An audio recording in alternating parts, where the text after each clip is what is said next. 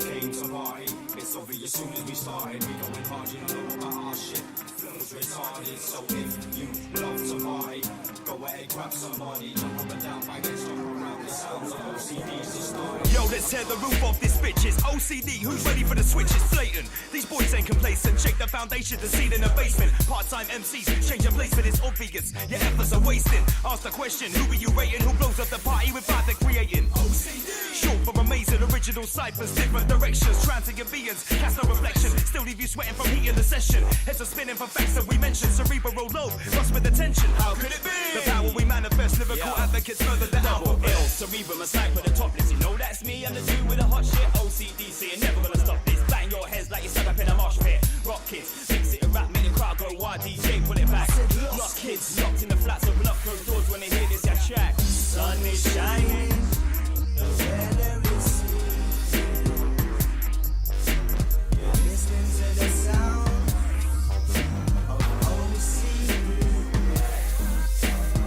We just came to party. It's obvious soon as we started. We going hard, you know about our shit.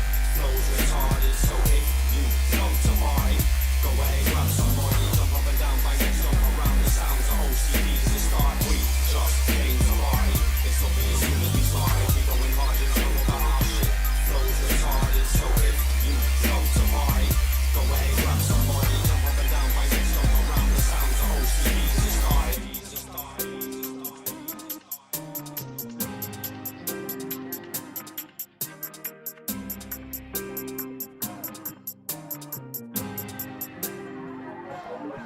We make the realest kind of beats and breaks in it. OCD's in the game to win it. You've had 21 seconds, let me roll for a minute. Jump up, roll around and get with it. Maximum boost to all MCs that kill it. Yo, this is how we live it. Only gravity can hold me down, that's the law of physics. Time to raise your spirits, more energy than nuclear fission.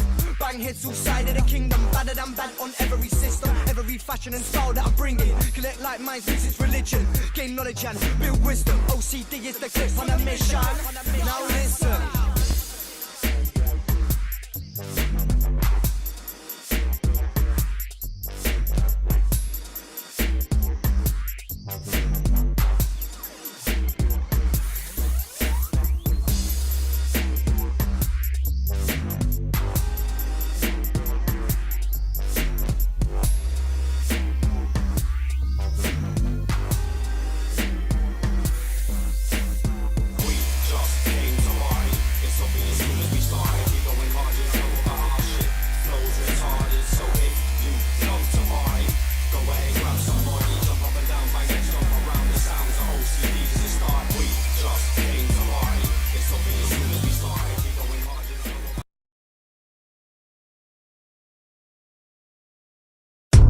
How do I put it? It was like, what do you care about them? What do you care about those people? What difference does it make to you? Take care of your own life. Do the best you can for you and your family. What do the rest of the people mean to you? They don't mean anything to you. They're just serfs. They're just people. You know, what's the end goal? The end goal is to get everybody chipped, to control the whole society. They want a one-world government controlled by them. Everybody has an RFID chip implanted in them. And if you're like me or you, and you're protesting what they're doing, they can just turn off your chip.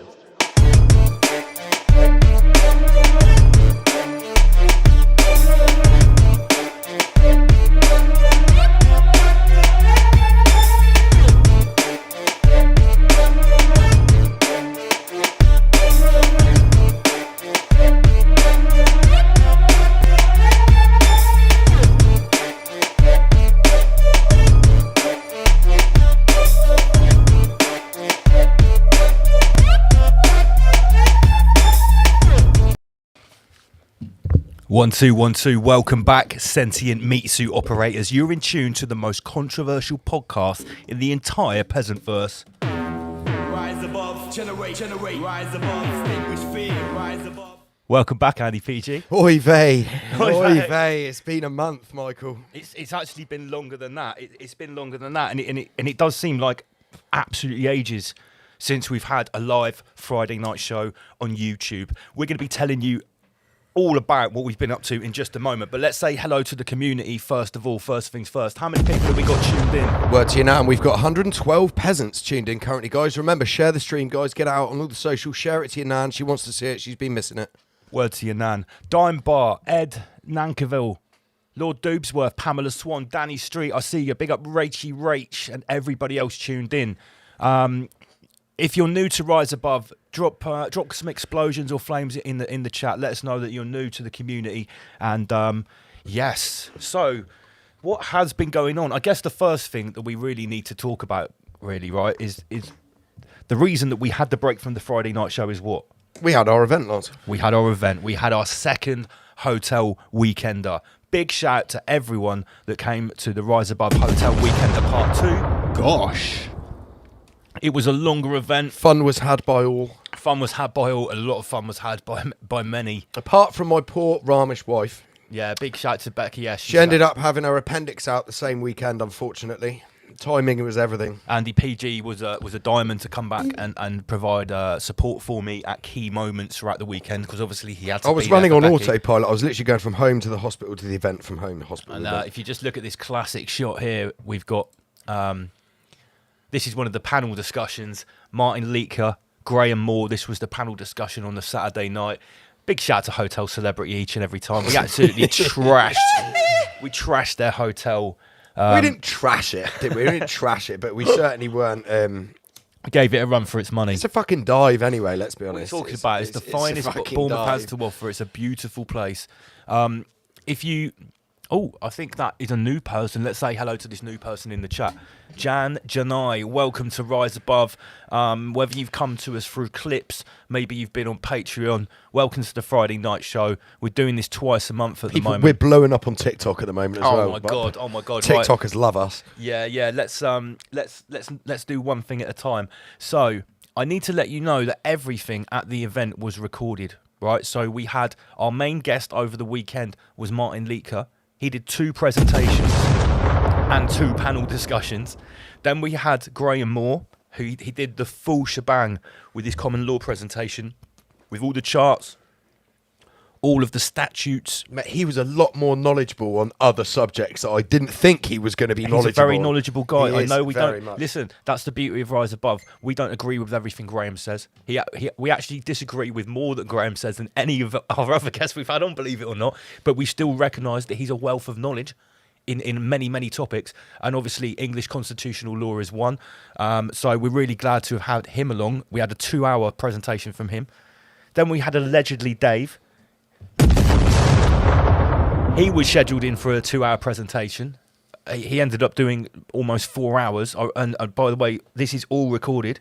And guess where it's going to be available? Patreon. Let's get a little QR code up, because if you're new to the Rise Above Yeah, guys, we haven't had a break. We've been live streaming on Patreon once a week. There's been no break. We've no break. actually been fucking super active, and we're going to tell you all about this in a minute. But once we've got the event out of the way.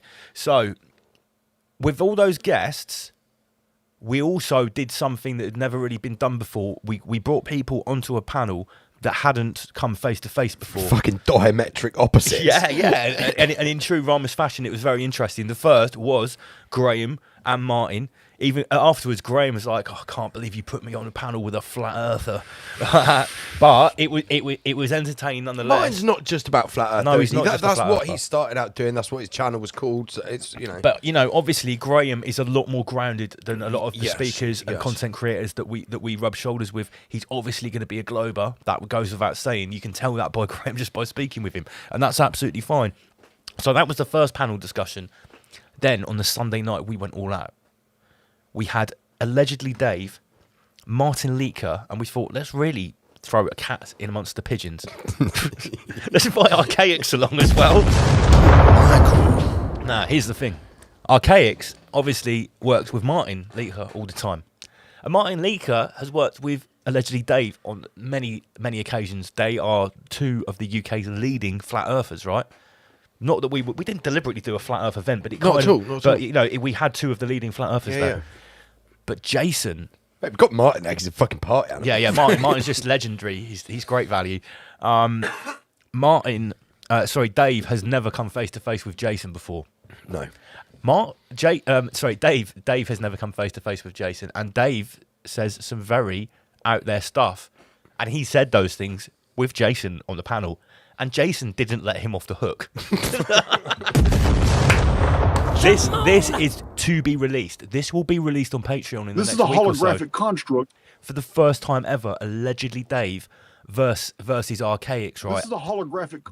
That's awesome. And to say it got heated, I'm not going to say it got heated. It got spicy, and including people in the audience that were asking questions. It got spicy as well. I think at one point, Dave, I'm not going to say he threw his toys out because he didn't, but I could see he was getting slightly frustrated because he gave a big, long monologue, and then I'm going to let you know, Dave dropped the bomb that everyone in Europe used to be black, and on a panel in front of Jason Archaics. And Jason very politely said after this big long monologue that he politely disagrees with everything Dave's just said.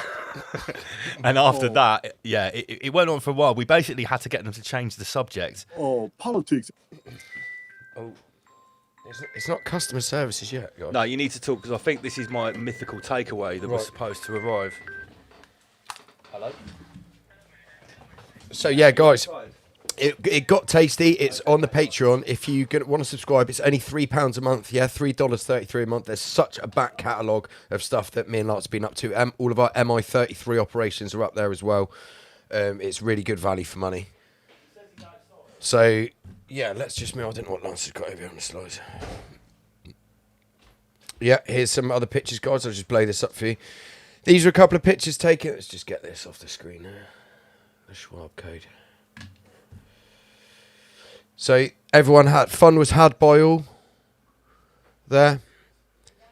They didn't run out of booze this time. I think last time we were there, we actually drunk them dry out of the bar. We actually had to specifically ask them to make sure there was enough booze specifically for Dave. So yeah, it was good, guys. So moving on here, we've got an event coming up.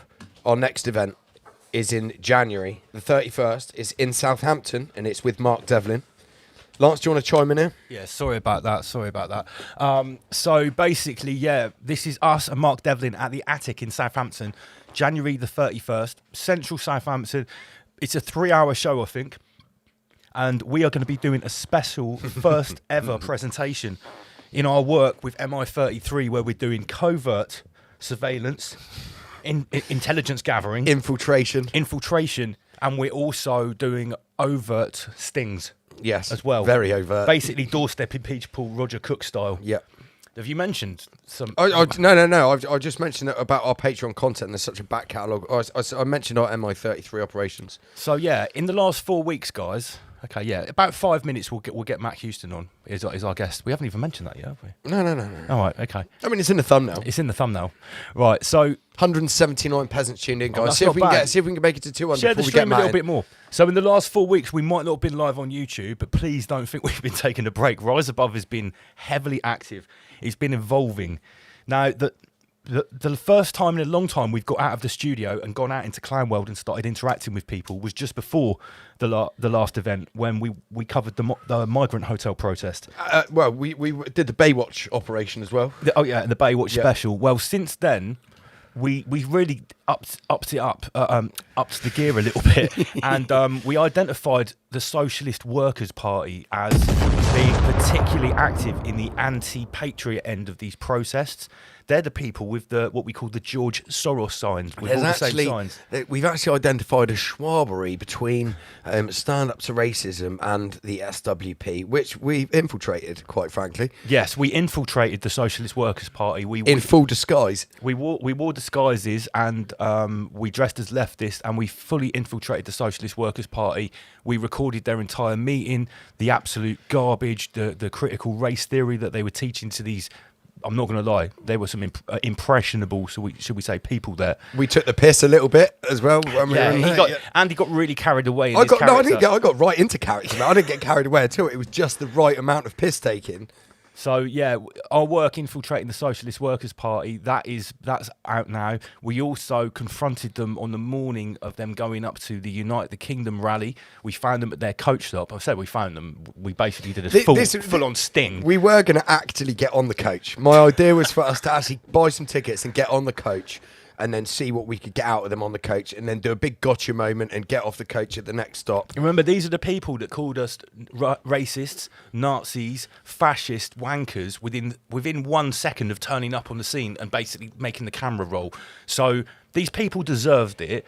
We fully demoralised them on their big day. So, Like, yeah, they would shook. But we were quite friendly to the Southampton sect. So They what we hadn't did- called us Nazis, No, so what they we weren't did- getting the full brunt of it. What we did, we rocked up to Bournemouth coach station at 7:30 in the morning, and then their coach was leaving at 8. We got to them about 7:45, 10 to 8, and they weren't happy at all.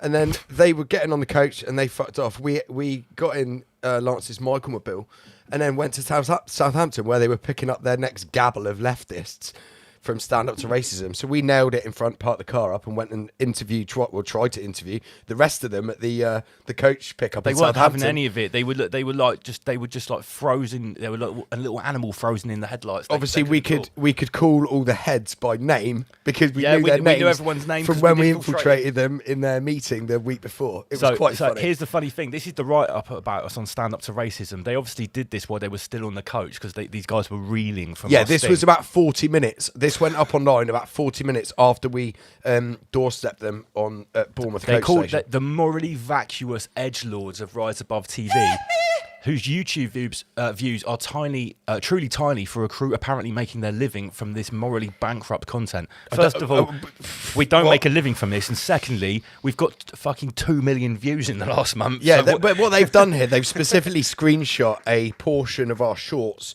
clips on YouTube where there's not that many views, and Yeah. they've put that on to demonstrate like that's the most views they're getting. Well, it's quite just ironic not. because the views of us doorstepping them, some of them got 50, 60,000 views on those videos.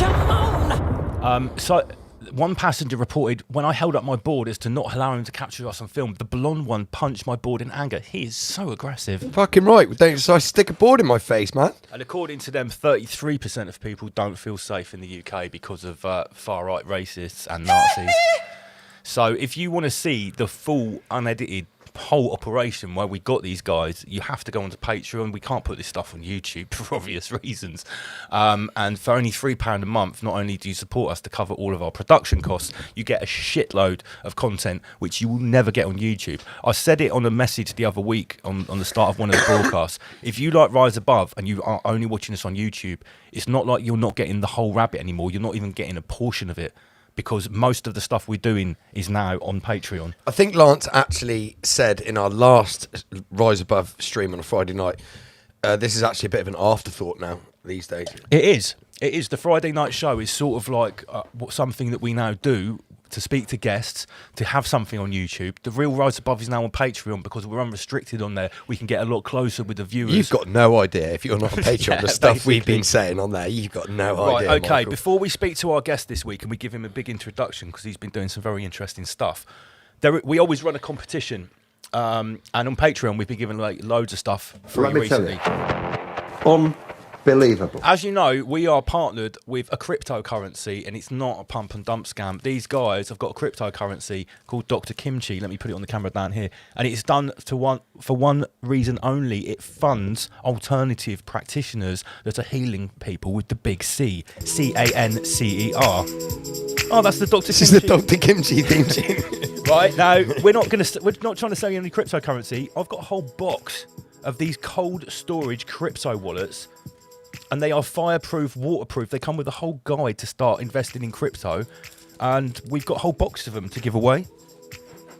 Dr. Kimchi sent us these. This is like, if you're getting started in crypto, you can store your crypto on here, and it's indestructible, and it doesn't need electric or anything. It's really cool. So if you want to get one of these, over the next 2 weeks... It's just a Kimchi tune, mate. Over the next 2 weeks, if you sub to Patreon for only £3 a month, we'll send you one of these in the post. It's a real metal coin, and I think it's got some sort of Schwab code on the back. Probably worth about 25 quid, just the coin alone. Dom said they've actually put kimchi on here as well. They're preloaded with kimchi. Don't hold me to that. I haven't looked myself.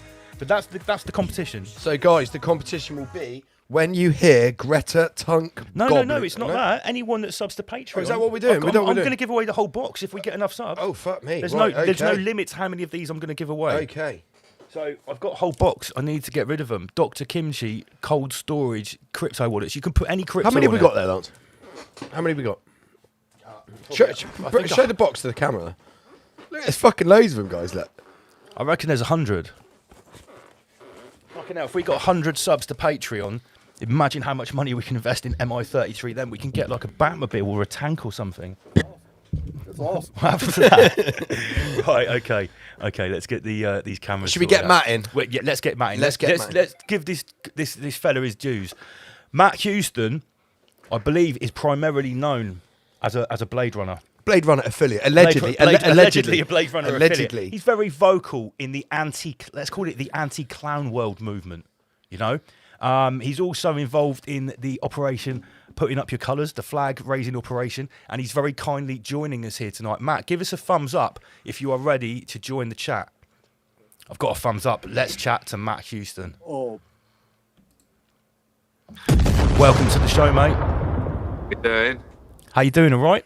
Yeah, not bad, boys. Not bad. Sorry, Awesome for taking the time out tonight to speak to us, Matt. my broken. Like the whole top of it's just shedded off, so it's going to sit at an angle like that. I can't- It looks fine, mate. It looks fine. Not much I can do about that, to be honest. Sorry, boys. But yeah, happy days. How are we? Oh, very good. Did you hear about our escapades with the Socialist Workers' Party? I've been listening to about the last 10 minutes of it. Yeah, going out and getting infiltrated into them and that. We like winding the lefties up. Because I've seen a write up about you on their website, mate. They've gone up, or mate, I think it was Stand Up to Racism. Ugh. Yeah, you're on their website with a screenshot of your face. So this guy's this and that. Yeah, let them crack on, mate. Like, they've got no argument. Anytime I've ever met one of these, I don't want to talk about it.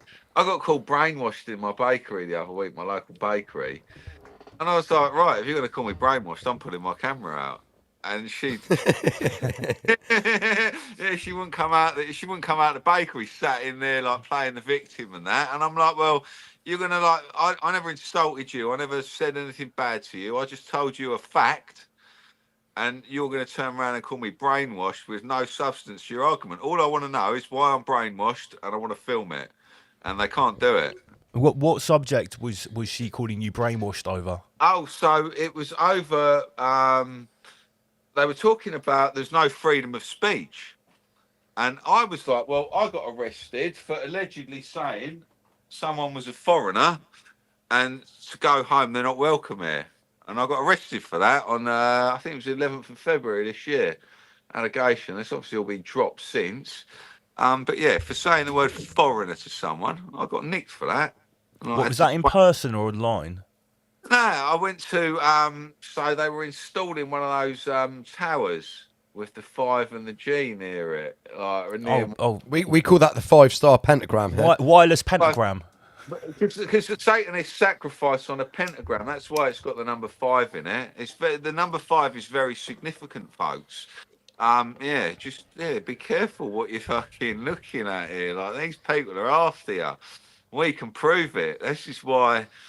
So Matt, this is kind of why I got you on the show tonight, because I followed you for about a year now on Facebook primarily, because I saw your reels going live when you were winding up. Is it James, the guy who the muscly security wears the fucking tight? Yeah. I've seen those tight videos. clothes, and I saw you seem to always just coincidentally be around where they were installing this infrastructure for you. Les. Basically, I was getting told where stuff was happening, and because you're in London, Matt, aren't you? I'm quite well known locally, so basically around here, a lot of people know my name. They all know my social media. That's how I got well known, because of being well known locally.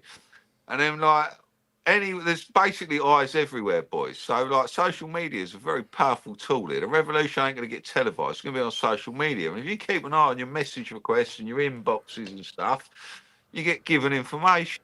There's people everywhere who don't like what's going on, but haven't got the front to fucking just go up to them, Yep. giving it to them. Do you know what I mean? But yeah, I'm a big lad. Do you know what I mean? I'm 6'3", the big man.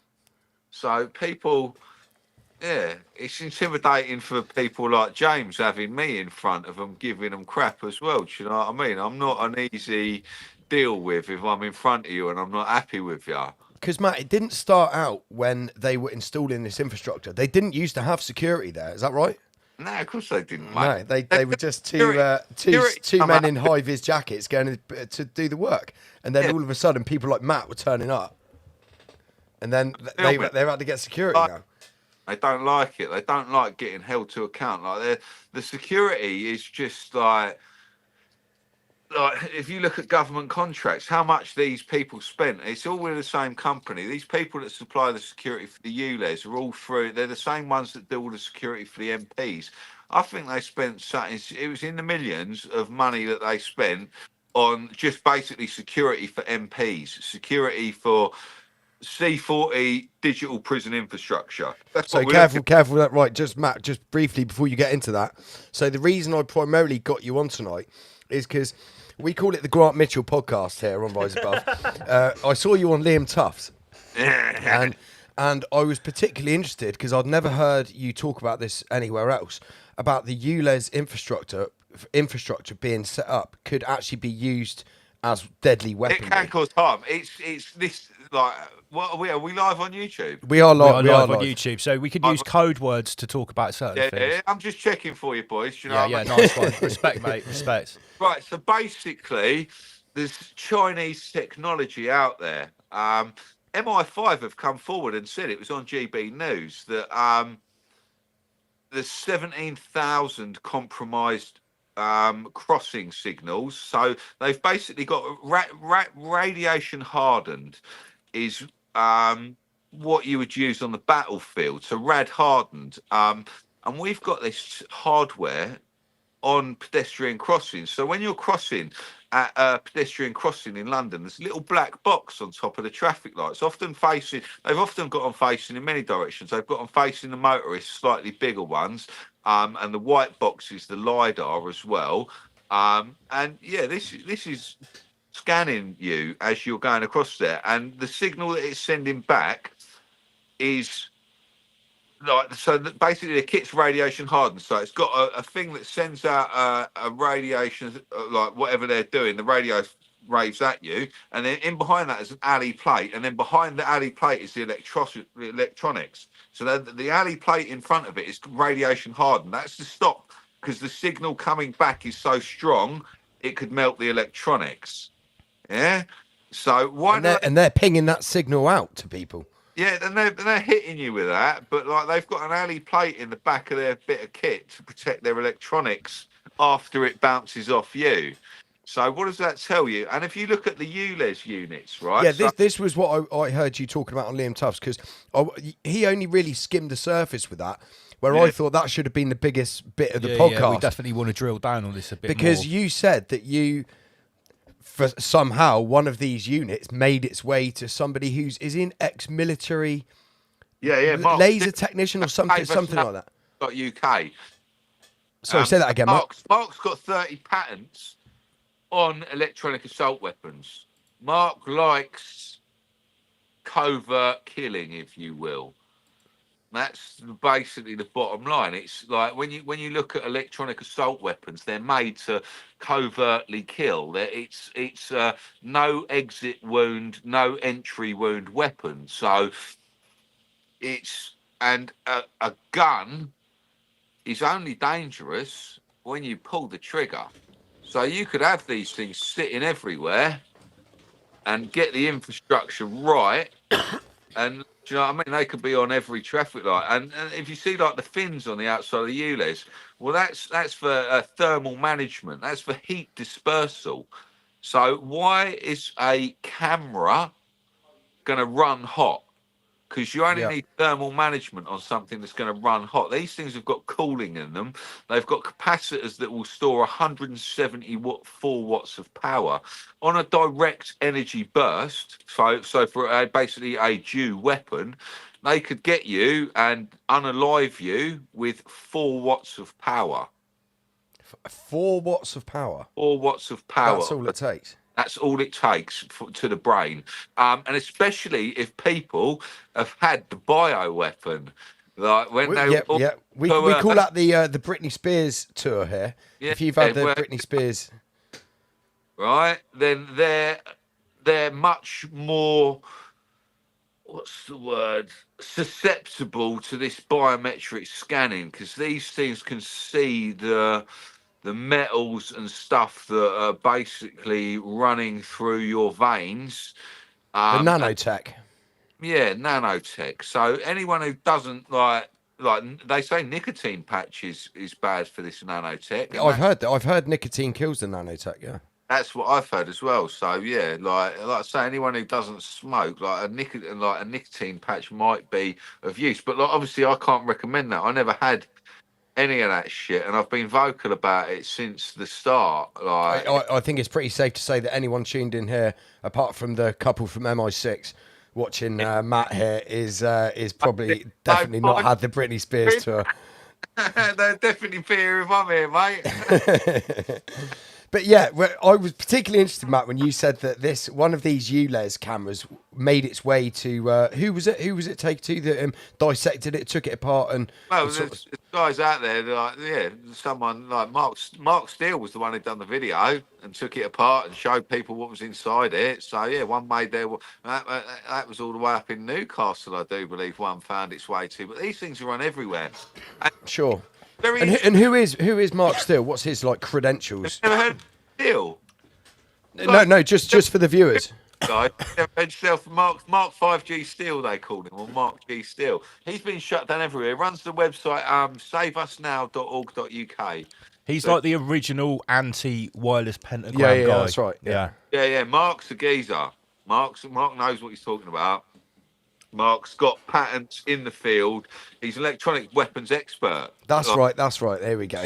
That's what he is. So if you're going to have like information from an expert, that's who you got to believe. It's people who are in that field, people who have got the information, people who have got the spec of this. Like, So let's recap. So one of these ULEZ piece of equipment have made its way to a weapons specialist. They've taken it apart and said, yeah, this thing's fucking like not what it's put out to be.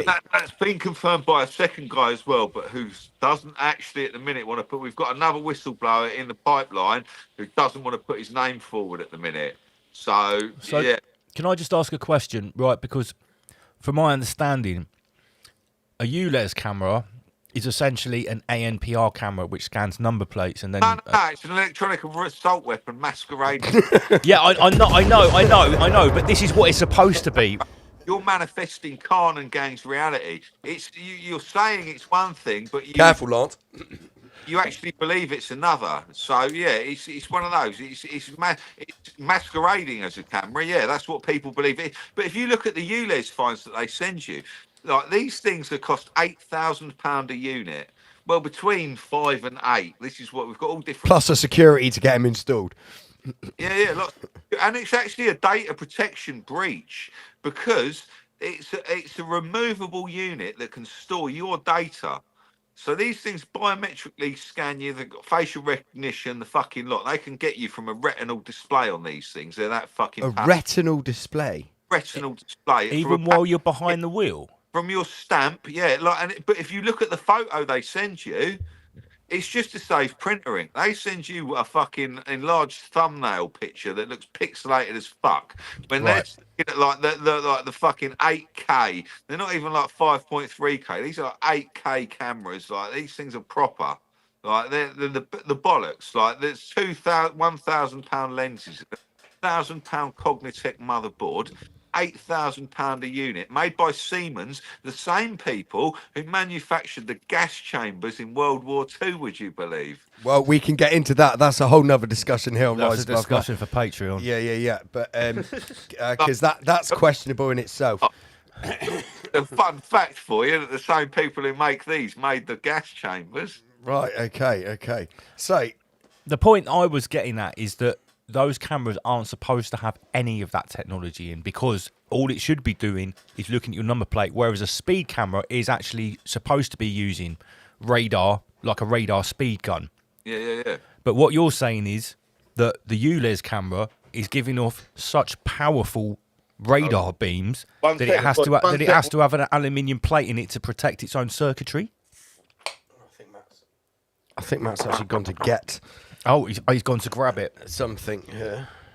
Imagine that, just like in every street. Well, the whole point is that they're High-powered directed energy When I weapons. heard him saying this on the Grant Mitchell podcast, it's like, what the fuck? Why is Like, Grant our- Mitchell just glazing over this? You need to Yeah, get yeah, him on yeah. Rise And Above. everyone knows that the ULEZ, their taxpayers' money, is being used to fucking build the Schwab enslavement digital system around them. Everyone's pissed off about that. But this is a whole nother level of fucked up. If what they've actually erected is a fucking digital weaponry system, Yeah. like on top as well as enslaving your movements.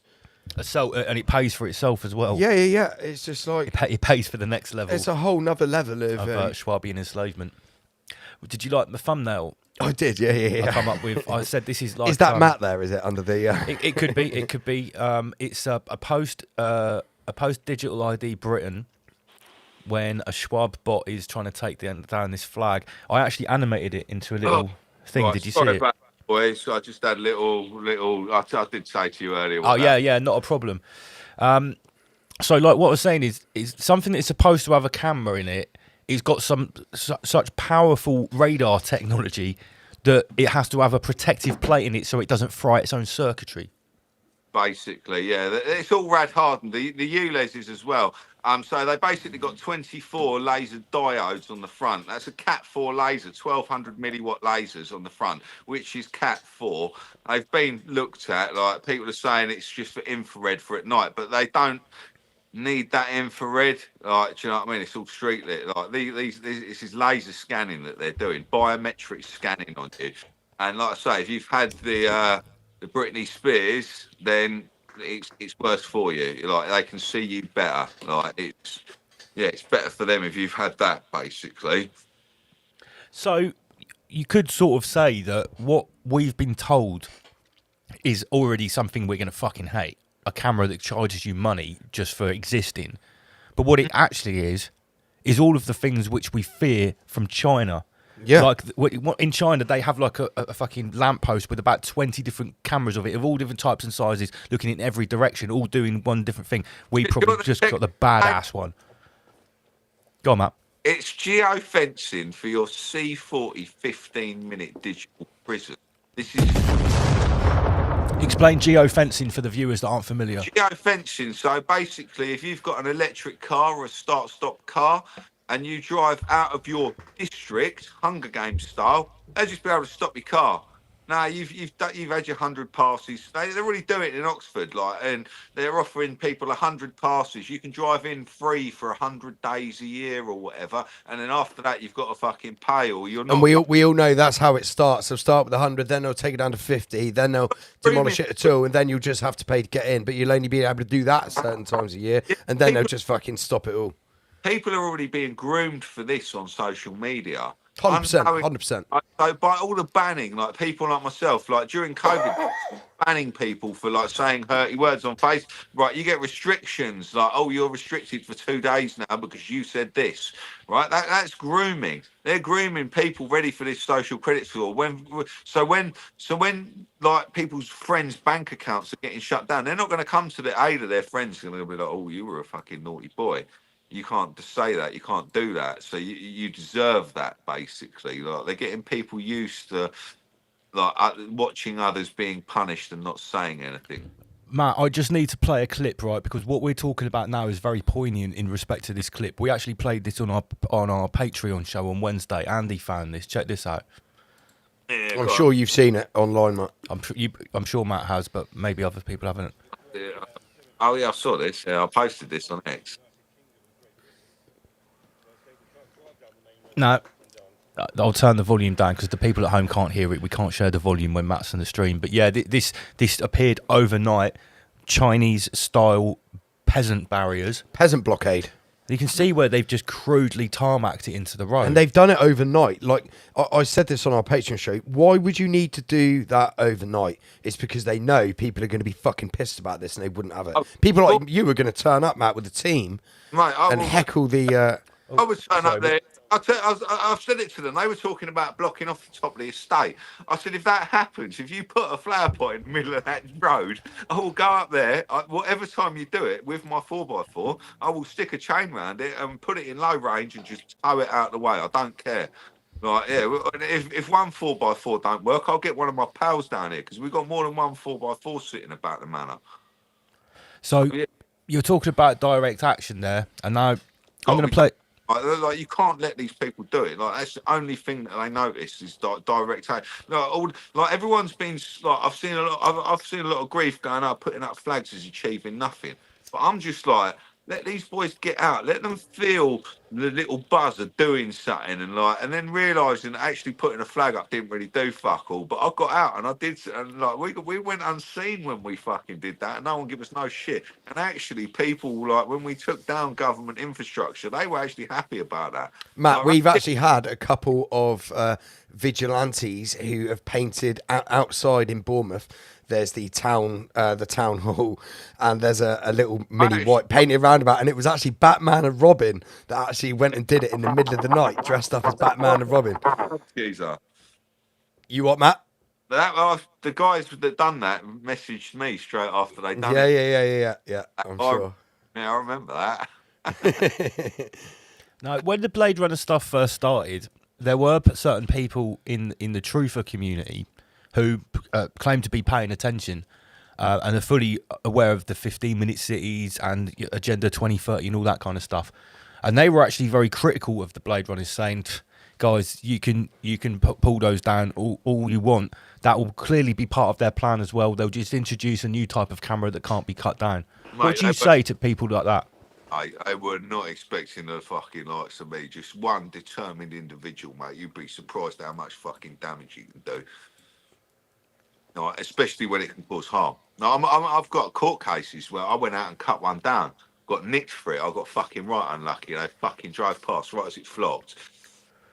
But like, I've pled not guilty. Like, and I've admitted cutting it down. I was like, yeah, that was me. I walked out there, I cut that down, but I'm not guilty because here's why. See, this is what I wanted to get into about your court case, Matt, because you're coming at your court case from a completely different angle than somebody who's just done some criminal damage or vandalism kind of thing. So yeah, you get into this, Matt. Explain what's going on with your court case, if you don't mind. If you point a gun at me, I can do whatever I like to you to defend myself. Can I not?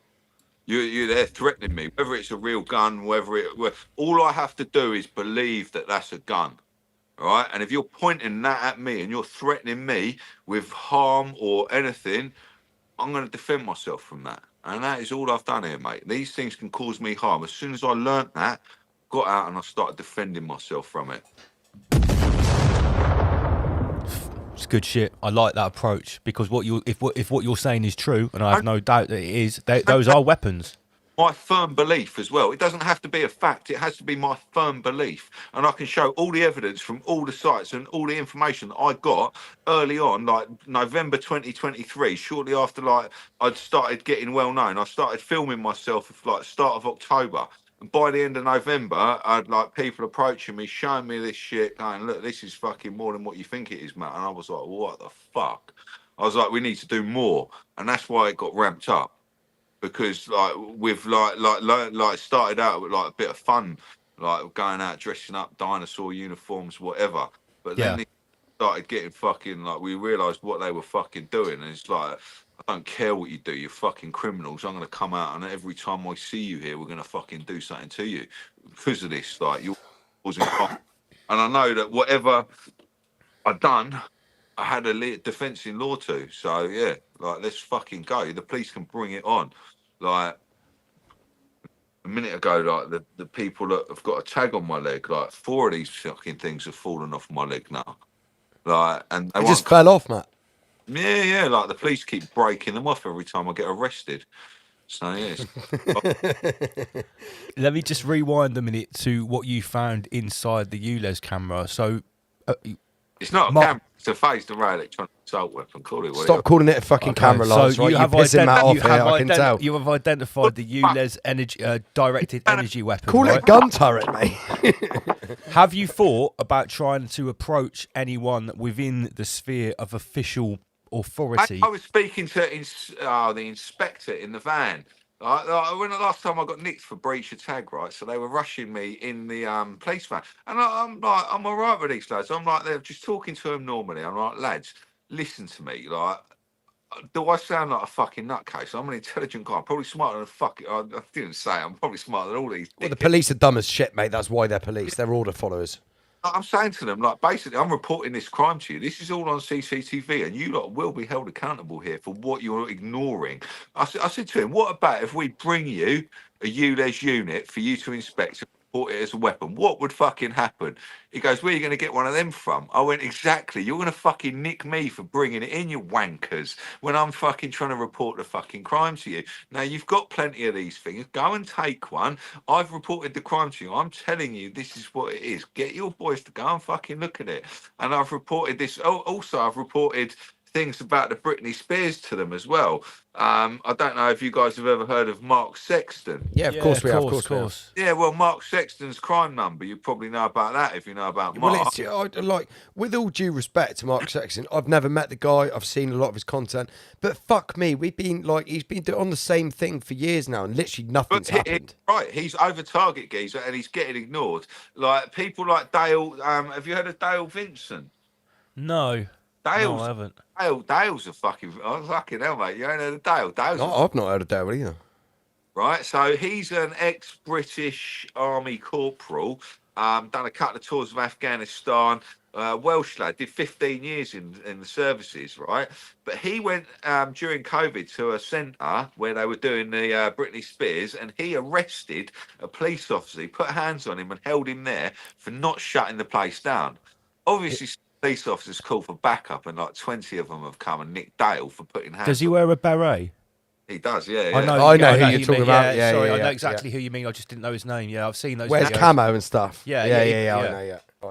You that wear berets, but Dale's a special one, mate. Like Welsh guy, anyway. But yeah, he's court case. He was meant to be in court in March. They delayed that 15 months. I'm sure they did. Yeah.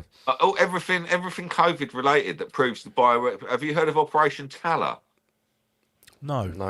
Operation Talla, Talla, was a metropolitan. It's a countrywide thing, but the Metropolitan Police in particular, where they were told not to investigate any reports of sudden people dropping unalive and sudden reports. And when people were saying, like, phoning up the police and trying to make a crime report saying that they thought it was related to Britney Spears, they were saying, like, well, basically they're not investigating that. And Operation Talla, if you look at the video I posted the other week at the protest, I was approached by a sergeant, a blonde woman.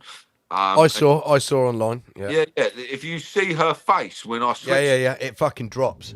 Yeah, her face dropped because she fucking knew she was about it, and that's why she left me alone. I was like, I'm walking, like she knew that video was go fucking viral, mate. And that, like, I fucking, like, she went from her getting all fucking cocky, like she was going to do something to me, the fucking silly twat, to, like, she was like, you see her gulping. Yeah, little coward tortoise going in a communist shell. Fucking regretting walking up to me now, you silly fuck. You should let me. That would have got fucking 10,000 views, but no, instead you come up, ruin my video and get me 500,000 views. So yeah, nice one. So Matt, what's your angle with your court case then? If you're going at this from a perspective that this is weaponry, are you gonna try and demonstrate physical evidence in the courtroom, maybe some photographs, or are you gonna get a testimony from these weaponry experts? How are you gonna do this? We've got the spec, we've got the kit, we've got it all. Is this going to cost you a fucking fortune, Matt? I'm on legal aid, mate. I'm an unemployed fucking pauper, bruv. I'm skint. That's what I'm talking about, and you're going up against the state. They try to fucking find stuff. Like, they took one guy, they raided a load of people. Conspiracy. They took 800 quid from his house. They come to my house, mate. Do you know what they fucking took, the wankers? They took ball bearing guns. A fucking empty World War II Russian shell, and like my wife's fucking laptop, my son, like just shit that like means nothing. Like the laptops and stuff that they took, I never even like touched. Like, I don't even own a laptop. Last time I had a laptop was about 10 years ago, and I used to play some shitty little game on it. And it's just, fuck off, you cunts. I use It's it not all like they're going to find anything Yeah, like, yeah. like master plans and blueprints on your hard drive or anything. 5 times in 2 years, mate. They're just desperate to get anything on me. But, like...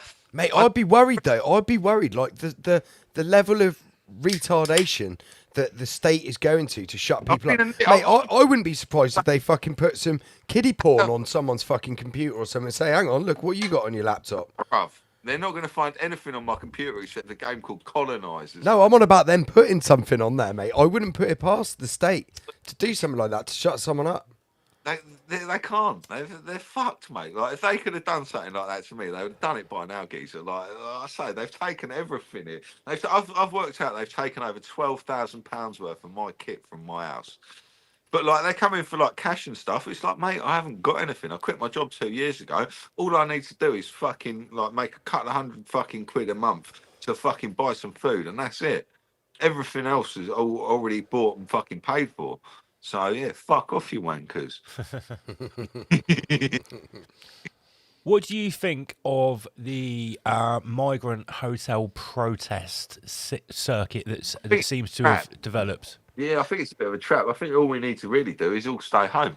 All we need to do is stay home, folks, pay our bills and not pay into the... Like, if we all fucking trade amongst ourselves and, like, go down to, like, your local, like, farm shop or something, don't go to Tesco's. Any big corporation is part of the problem at this point.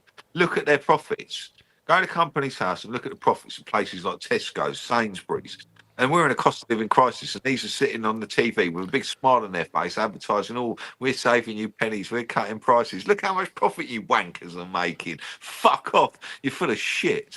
And people like take $1 billion and $1 million, like they're the same sort of thing, right? This was on Joe Rogan. He was talking about this. So, 11 days is 1 million seconds. How long do you think 1 billion seconds is? I've heard this before. So like 28 years or something like 33 years. 32 years it is. So 32 yeah, years. But like, you know what I mean? Yeah, no, it's a very salient point. People can't even really fathom the difference between $1 million and $1 billion. Yeah. If you were on an average wage of £30,000, 1 billion, that's 33,333 years. Yo, it's Mr. of living on an average wage. 33 years. Do you know? Like, Yeah. Here 2,000 years ago. So think about that distance. Like that's a long time that you could live, like how we live, for 1 billion. And a lot of these people that say they're billionaires have got multiple billions. Do you know what I mean? So how have we got poverty in this world when people are sitting on billions? Like, there's no fucking way anyone, like, it's like, so the royal family, right? So they're praying for people in poverty while they sit on billions in gold. Surely that would be like having the cure for cancer and praying for people to get better. Yeah. Would it not? Basically, yeah. The problem is, I think, I agree with what you're saying, especially about the royal family. I fucking hate the royal family. They've never done anything for me. They're all 29. Yeah. Exactly. Like, I mean, we've talked about the royal family numerous times here on Rise Above over the years. But I think the problem is when you start going down this route, is this is when the communists and socialists pipe up, and this kind of chat is what gives them the basis for their, if you want to call it an uprising, it gives them a reason to pipe up, because like me and Lance have infiltrated the Socialist Workers' Party, their local chapter in Bournemouth, and from what we can gather, right, all of these people, they're just fucking poor. They're just poor people who haven't got a pot to piss in, They're angry that because they think they're intellectuals, or they're compassionate people. They deserve to be doing better, but they're losers. This is what we found, and they hate hate anyone that does it for themselves. Fully indoctrinated geezer. They don't know. They can't function without the orders. And when they're no. But the thing is, they can't see a way out of their shit situation without taking off somebody else. That's the issue. If you got them all in a workshop, right, and you told them, right, we're going to make stuff out of wood today, and you sat there for and you'd have to spend probably a couple of years teaching. Yeah. right?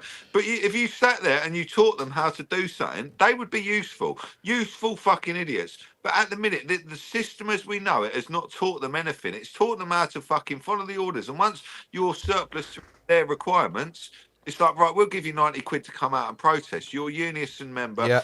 Every other Saturday, we'll give you 90 quid to come out and fucking chant against racism. And then they get 90 quid a fucking day, geezer. But a lot of these people, Matt, they're like, they've got, you know, I don't mean to sound cruel, but, you know, we're at the point where it's, you know, there's no time to be nice.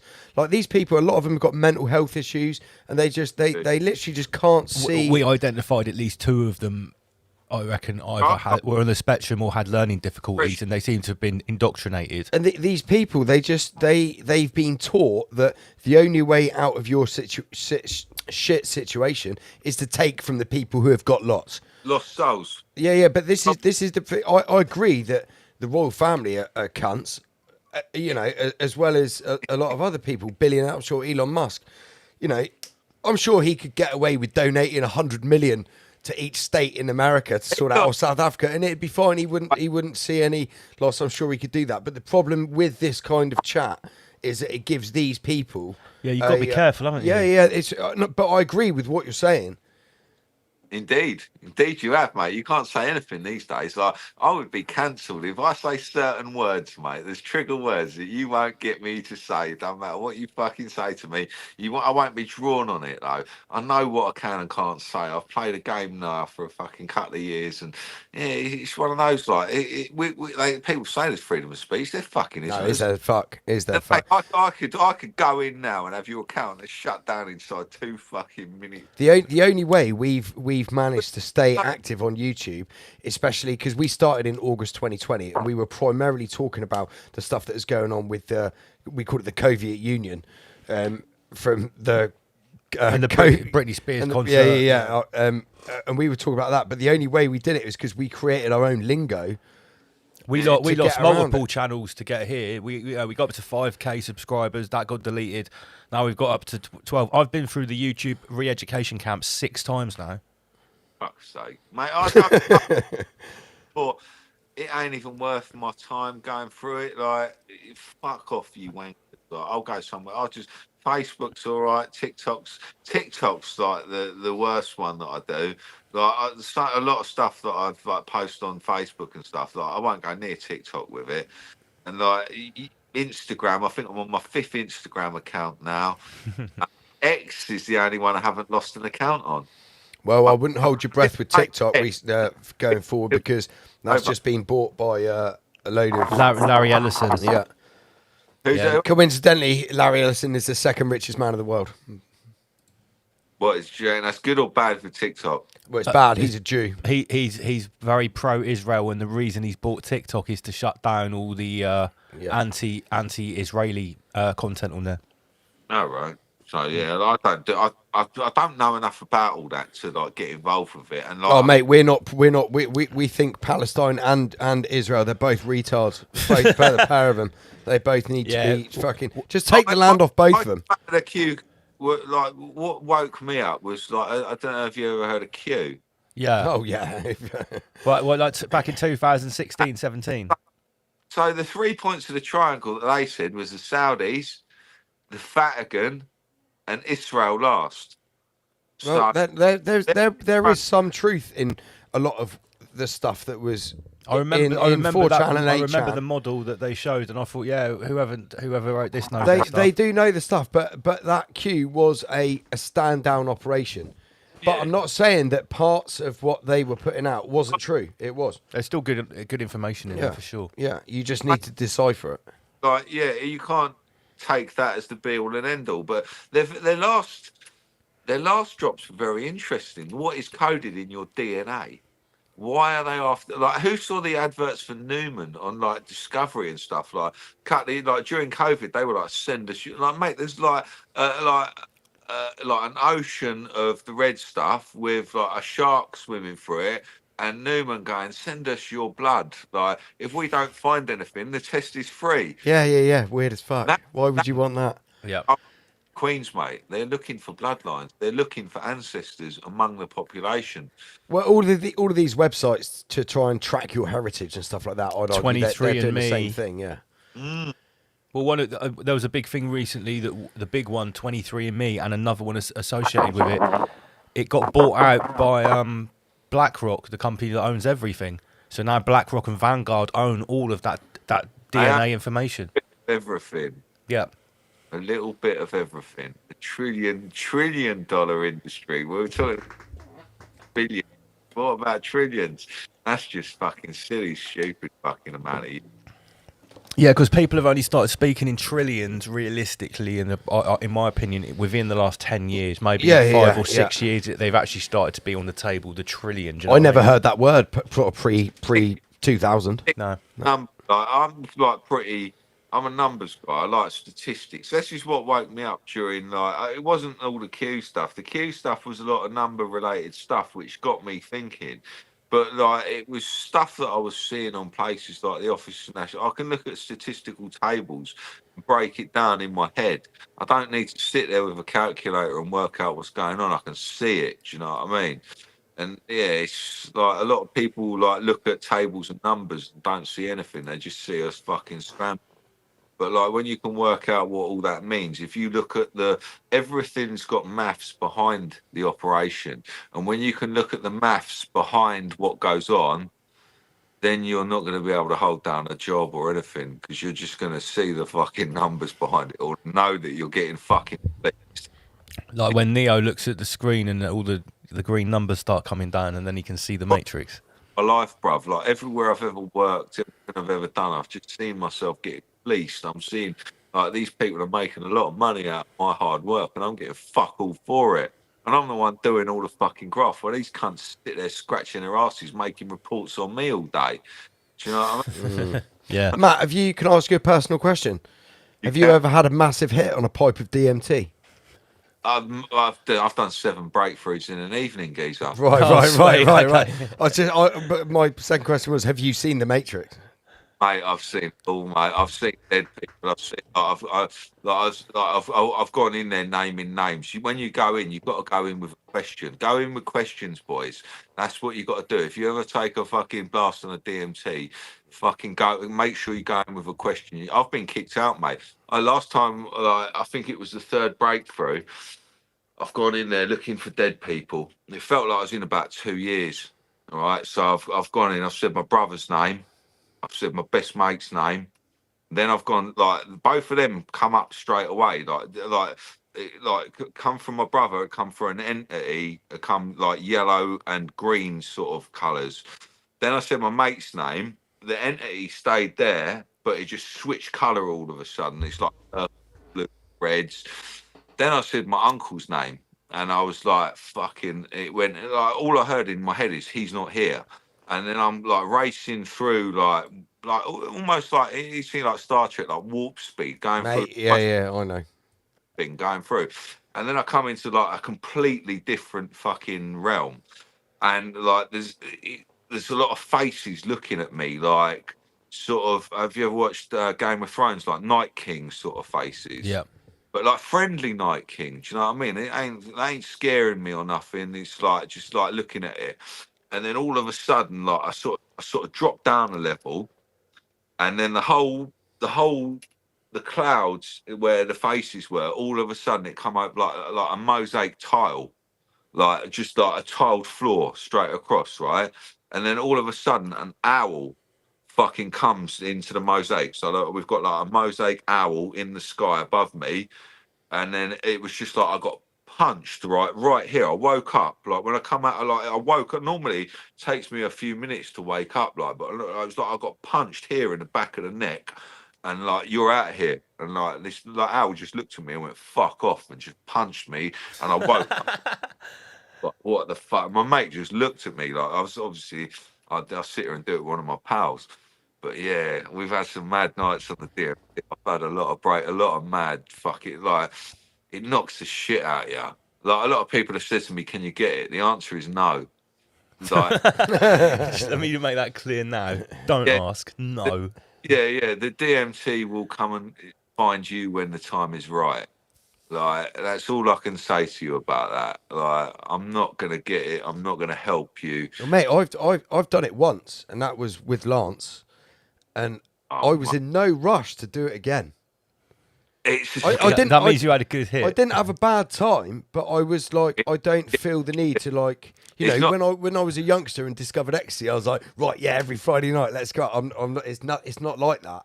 It's definitely not like that. No, You it's not like that. need some recovery time and you need some thinking time after that. If you're going to do DMT for the first time, I would advise to book a week off work after it. I'm telling you, like, To this contemplate what you've just been through. Not because you've Yeah. got to feel bad or you can't go to No, work. there's It's just no- you there's need, no you need some come time down. to process the information. Yeah. ain't the faint of heart, ladies and gentlemen. If you're a fucking little wet one, don't fucking do it. I'm telling you, like, you got to be a fucking geezer to take some of that. I'm telling you, like, people. Yeah, it's that's not like eating some magic mushrooms. It's, You know, I- on steroids, like the visuals that I get on mushrooms from compared to the visuals of just stage 2 DMT. So basically, they say there's 3 stages to DMT. The first stage, when you take your first hit, become a little bit trippy. It's like a normal mushroomy hit, but like you're like it's more defined. Like there's better clarity in your vision. Stage 2, I would describe, like, one day I looked out in my garden and it was like a 10D cartoon. It's when you say cartoon, right? Because It was I heard this before, right? Before I did it, I heard about this from a comedian, right? He said he did it and his mate just turned into a cartoon. When you say that, you need to be specific because it looks like the old school comic book Yeah, it's cartoon. like It's the got a most- very specific cartoon look to it. Whoever fucking made Super Mario Brothers was a fucking mushy head. I'm telling you now, whoever did that game, if you go Well, and there's look- literally mushrooms in the game, isn't there? the whole fucking thing, geezer, the way everything, like, how much like mushies do you do? Like, plenty. Currently, I- 333 people tuned in, guys. I won't take any less than five Gs. Like, No, of course not. No. Heroic dose is just that's just one dose. like, basically. So yeah, I'll take. I've done up to 14, and I've done that. I've had that a couple of times, and like, yeah, that was fucking. The first time I've done that, it was like I've done that at 6. I dropped them at 6 p.m. and it's still going at 9 a.m. the next fucking day. Oh, I mate. bet you were. Nice. 14 grams of half an psilocybin. ounce. Is that Yeah. dry? For half an ounce Hey. dry? Yeah, Appalachian. Of Liberty caps. Penis empty. I was going to say, yeah. Penis You wouldn't be dropping 14 grams of Liberty caps. And I'll tell you what, the best ones that I've ever done are called DC Max. I'll tell you what, you wouldn't be dropping 40. The best ones I ever had were called McKennae, and they were actually grown on Terence McKenna's like a plantation. Max. DC Max are the ones, mate. I'm telling you, it's better than the Penis Envy. It's better than everything. They're about twice as strong as the McKenna's that I've taken. Really? Wow. I've done I've done like a hell of a fucking lot of mushrooms. I thought I had until I tried this shake. It's just one 500 baht shake. this was fairly recently as well, wasn't it, Lance? It was in December last year in Pai. And, you know, I know Thailand very well. I know what they serve to tourists in Thailand. I know what you usually get for 500 baht. It's a tenner, not usually very much. They gave us this empty plastic bottle of water with maybe 330 mils, like a Coke can worth of this You dark sent me a black liquid. You sent me a picture of it. It I was looked like, fucking disgusting. I was like, this man. ain't going to do much. I drank it. It didn't even taste bad. It actually tasted sweet. It tasted like a fucking energy drink. Downed it. I just necked it. Whoa! It literally kicks my ass. I was borderline terrified. Lance messaged me after he came round, right? And for Lance to message me and tell me he had a particularly strong encounter with the other side, I was like, wow, that must have been pretty hectic because Lance is well versed in the arts of psilocybin, DMT. I and think stuff more like than that. anything was the fact that it surprised me so much because I was thinking this is nothing. I'll deliberately neck it in one go so I actually feel something off it. And when I managed to crawl down the stairs, luckily there was no one else there. I was completely I love it. spasticated. Like, that's the sort of state I love to get. But See, once I managed to get down the stairs, I found the little Thai dude at the bar that served it to me. And I was like, I basically crawled there, and in my best broken Thai, I was like, PCAP. I was like, bravo. Like, what the fuck? I was like, you serve this to foreigners? He's like, yeah, 500 baht. I was like, fucking hell, mate. You should tell people before I was like, mate, I've done mushrooms many times. This was very strong. He's like, really? It's just normal here. I was like, wow. Maybe it was me. Like you were with your wife. Yeah, you were with your wife, and Lance said to me, he's like, I just started fucking. I saw the static. The static came. I just looked over, and the Empress was just there, just breathing in the mountains, whilst he's just like going through some static. I was utterly humbled by this 500 baht mushroom shake. I couldn't believe it. Which has never happened before, right? That's never happened before. Normally, I'll take 2 just to make sure. Take them, like I've actually physically forgotten. I'm like lying there panicking, like, oh shit, I can't swallow. What? Because you've forgotten you've taken it, and it starts to kick in.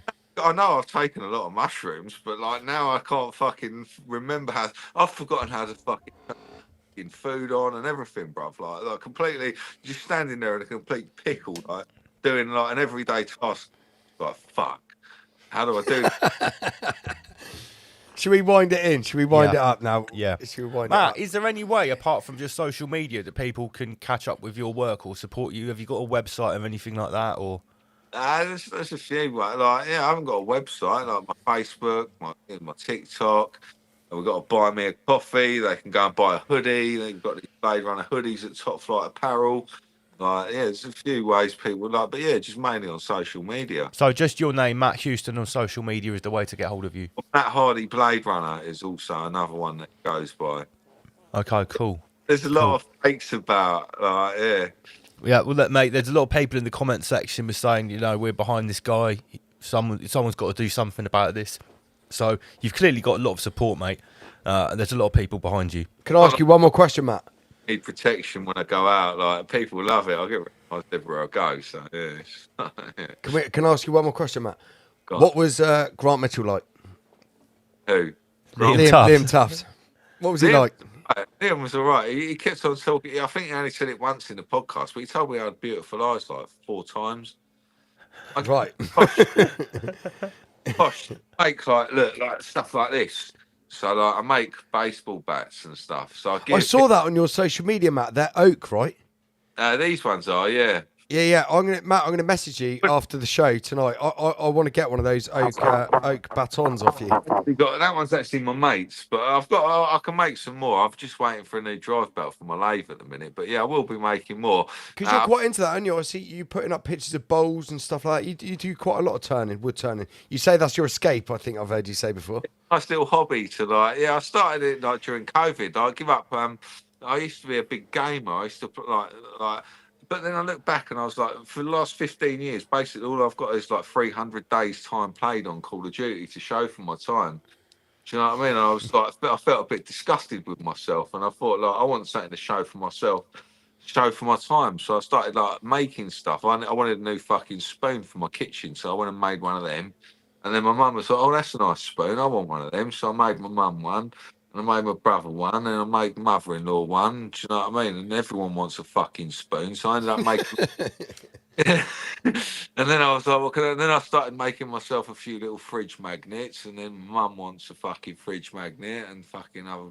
So I ended up making like 500 fridge magnets.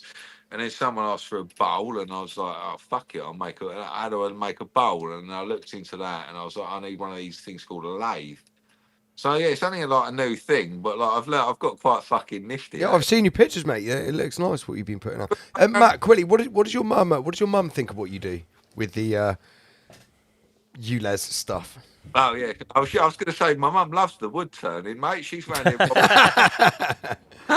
She's got a new spoon and a bowl and everything. Yeah, mate, she's got about fucking 20 bowls, mate. She's fucking every time she comes round here, she wants something, and all my fucking nice apples and pears, fucking loads of shit. But yeah, on the ULEZ, what does my mum think of that? No comment. No comment. Right. So yeah, mate. Basically, I think the message from us guys is keep up the good work. And Liam Tufts is gay. And Liam Tufts is potentially a batting man. And we'd like to catch up with you again in maybe 6 months or a year to see how it's going, mate.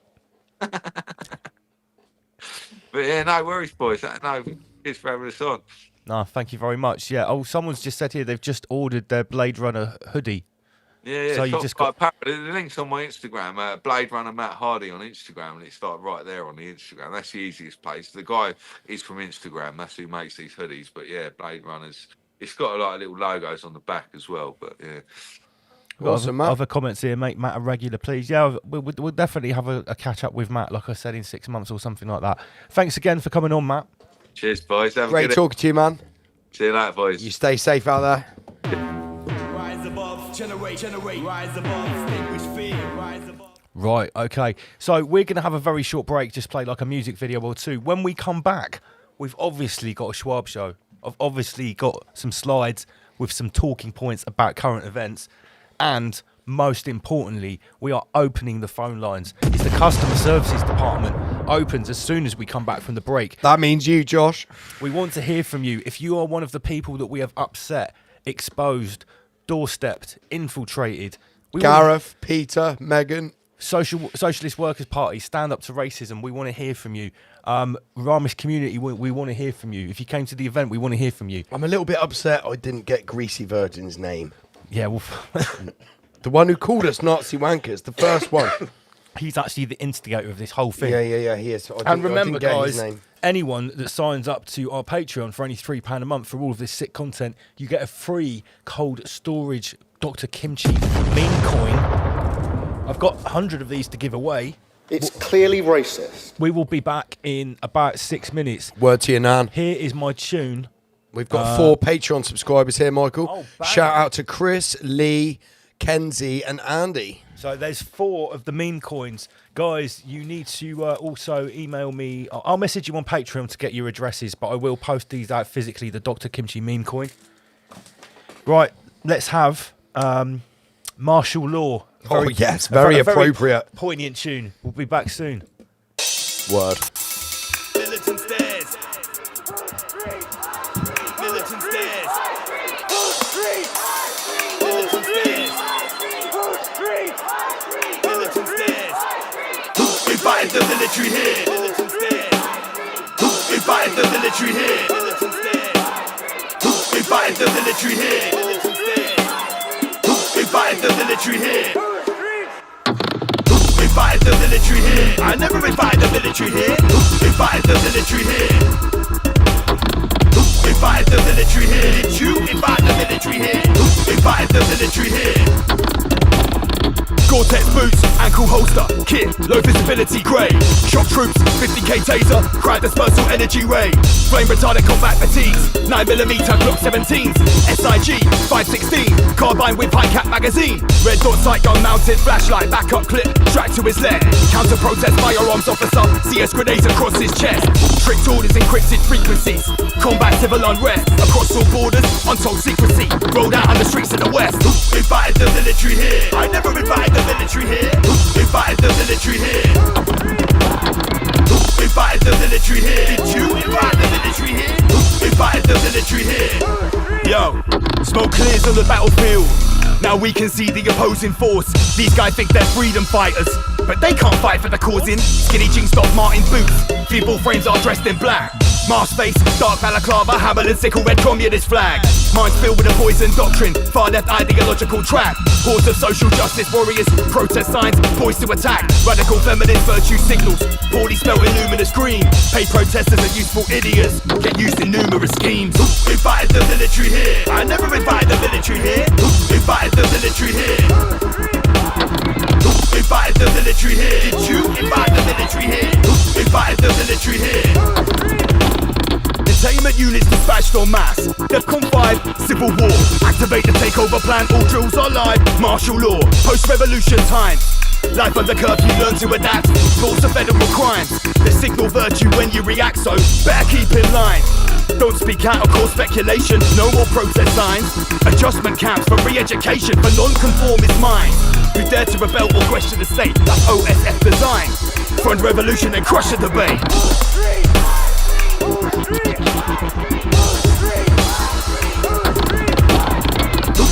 invited the military here? Who invited the military here? Who invited the military here? In tactical boots and military wear. Who invited the military here? Looking at me with militant stares. Who invited the military here? Irrational troops and military gear. Who invited the military here? Boots on the streets cause imminent fear.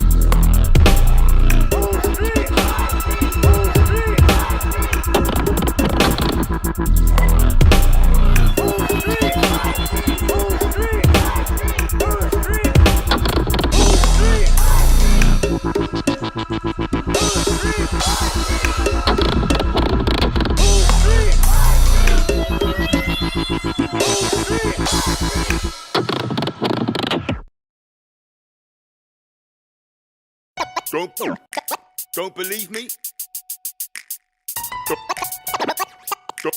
Don't believe me? Don't believe me? Go study history. Go study history. Politicians, professors and scientists, controlled by some rioters.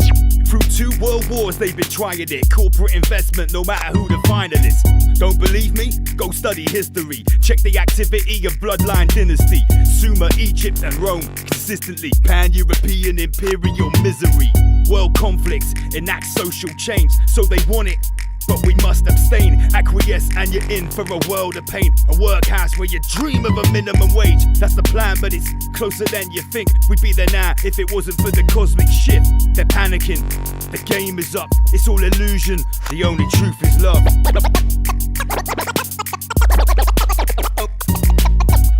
Don't believe me? Don't believe me? This goes deep cause they rewrote the history books. You can't quote how the real history looks. Empires thrive from the lands they took. We're in the same boat, it's kept afloat by crooks. Been the same way for more than 1,000 years. There's no love here, all you're allowed is fear. Break through the clouds so the sky is clear. Satanic whispers hidden in the sounds of prayers. Dark suits, cold hearts, no empathy. Fill positions of power in our embassy. Stone circles and burning effigies. Chanting mantras to bring forth energies. Secret meetings that map out our destinies. Hooded figures, manifest entities. Pollute our minds so we got no memory. For centuries helplessly trapped by the treachery.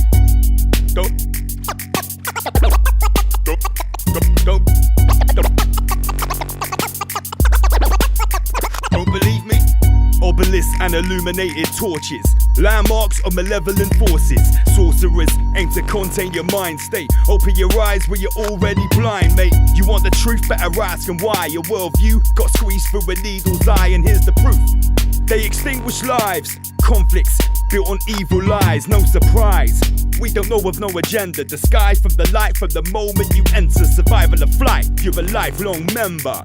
That's right, since they sliced the placenta. Now, welcome to the slave race. Very few will ever find out how the game's played. Unless you wake up, keep on playing it. They look at me and think, why is he saying it? Don't believe me? Don't believe me? Don't believe me? Go study. Don't believe me? Go study history. Go study history.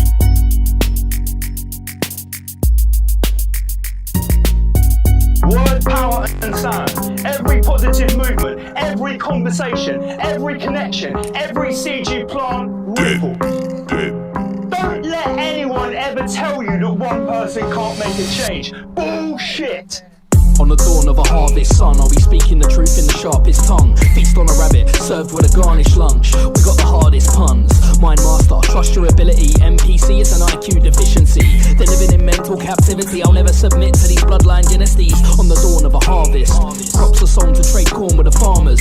Sometimes I want out of this nightmare society, like I was born with the Amish. I've got the formula mastered, claiming our power, there's more to be harnessed. I'm no ordinary artist, try wage war, I'll be forming the armies. EQRA-NOX, that's Equinox. Our essence is infinite, not confined to meat suits or Tesla bots. On the night of a harvest moon, on the dawn of a harvest song, we're telling them welcome to the equinox. Welcome to the equinox. On the night of a harvest moon, I take flight to the farthest tomb. I meditate in the darkest room by the candlelight until the spark exhumes. On the night of a harvest, I see a silhouette hunter hold up a carcass. Any heartbeat's a target, and blood trails the ground like red carpet. On the night of a harvest moon, so sacred, silk on an ancient loom. Hooded robes in ritual rooms, grey all night from yesterday's noon. On the night of a harvest, farmers emerge and they set up a market. It's all business regardless, where your loot is bought and sold and bartered. EQRANOX, that's Equinox. Our essence is infinite, not confined to meat suits or Tesla bots. On the night of a harvest moon, on the dawn of a harvest song, we're telling them welcome to the Equinox. Welcome to the Equinox. On the dawn we glance to the east. We ain't scared of the mark of the beast. Performing sacred rituals, nobody but a shaman and me. If they wanna take me out, they better come with at least 33 Schwabian fleet. Cause I won't go quietly, they're gonna have to do more to silence me. That's the irony, lost in this messed up society. They wanna force their views on our offspring, teaching our children that gender's non-binary. This is social engineering to try fulfill transhuman agenda. Al Gore better come prepared, cause I ain't in the mood to be censored. EQRANOX, that's Equinox. Our essence is infinite, not confined to meat suits or Tesla bots. On the night of a harvest moon, on the dawn of a harvest song, we're telling them welcome to the Equinox. Welcome to the Equinox. I'm a freelance quantum gardener with a homemade combine harvester. So when I see your crops wilting, I got the organic rod that will harden them. This realm rotates in cycles in counter-rotational Solomon spirals. Masons build towers like Eiffel and vortex points to drain your vital. Simulacrums appear cyclical, toroidal electro-spiritual. The holosphere projects physical, the manifestational synergy's mythical. We got problems, parasitical inside this torus field is critical. Henceforth mankind is pitiful. Rise and shine, please explain.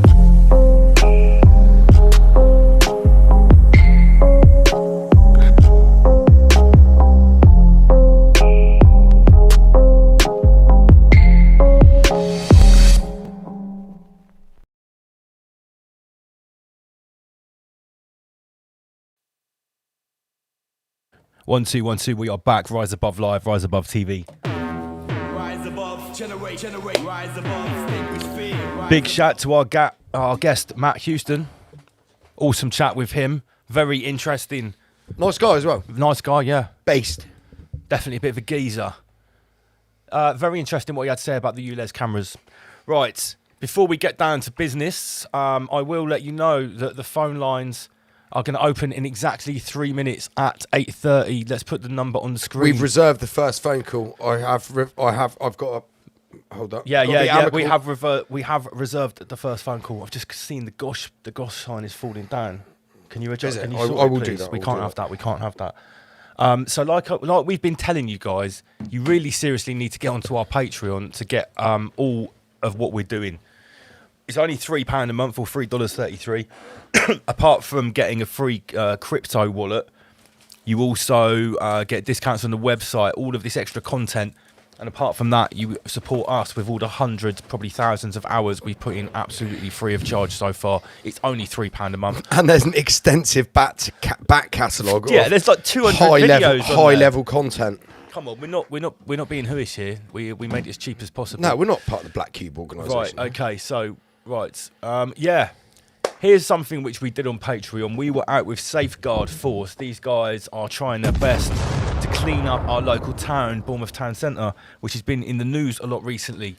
And they've hit milestone 33,000 followers. We did mention this on Patreon, but I wanted to bring it to everyone else's attention. We need to go and catch up with these guys. Magic number, Lance. It is the magic number. We need to go and catch up with these guys because also they have been targeted by the Socialist Workers' Party. Yeah. And stand up to racism. Bunch of fucktards. Have been basically bad-mouthing these guys, reporting their social media pages, trying to get their GoFundMes taken down, calling them fascists and Nazis. Just generally being dicks. Doing what the Socialist Workers' Parties do. It's standard. These people are trying to do something for the community, giving it up their time. Like they've been sponsored. I can't remember the business. Somebody sponsored them, give them all new kit. Yep. Everything. And people are just giving them shit. If you have a problem with Safeguard Force, Rise Above has a problem with you. Yes, we do. Politics. Exactly. This is a holographic construct. Thank you, Jason. We've got some more MI33. Well, let's be honest, Lance. If you don't like Safeguard Force, the problem is you're a fucking retard. Yeah, the police are blatantly, completely useless. And these fine, outstanding people are volunteering their time. I'd even go as far as to say, You're a little punk, bitch, insecure, button-dicked little boy. thank you, Mark Passio. Thanks, Mark Passio. Okay, so let's open the phone lines. I'm going to put the number on the screen, but we are reserving the first call for someone who is desperately wanting to speak to us. Let me put it here. Call the studio now. You don't desperately want to speak to us, is he? No, he just wants to speak to us. I want him to speak to us He too. featured. He was a case study of one of our Patreon videos, a case study of a leftist, and the title was called "The Book of Joshua." Yes, he was a guy we met. He was real cool. We liked He Josh. was the only person at the left wing end of the protest that would speak to us. After everyone else calling us Nazis, racists, fascists, that kind of thing. That the Rise Above phone is operational. It certainly is. So, Josh, call in the numbers on the bottom of the screen. We can have a little chat, mate. Yeah. So, the first subject du jour, and this is actually one of the main subjects that we were interviewing the general public. All right, Del boy. Subject du jour. Subject du jour. It means subject of the day. Subject of the day, Rodney. This is the main subject at the moment. Just like many of the main current things, whatever the current thing seems to be, there is one common denominator that Rise Above usually called it roughly at least 18 months to 2 years before it happened. And this is a very good example. As soon as the mention of, the boatmen, the hotel saga was ever a thing, one of the first things that we said here was that this is going to be used to introduce digital ID in a problem reaction solution scenario. And lo and behold, here we are in October. The whole of the UK is a fucking protest for something every other day in pretty much every major city and some larger towns.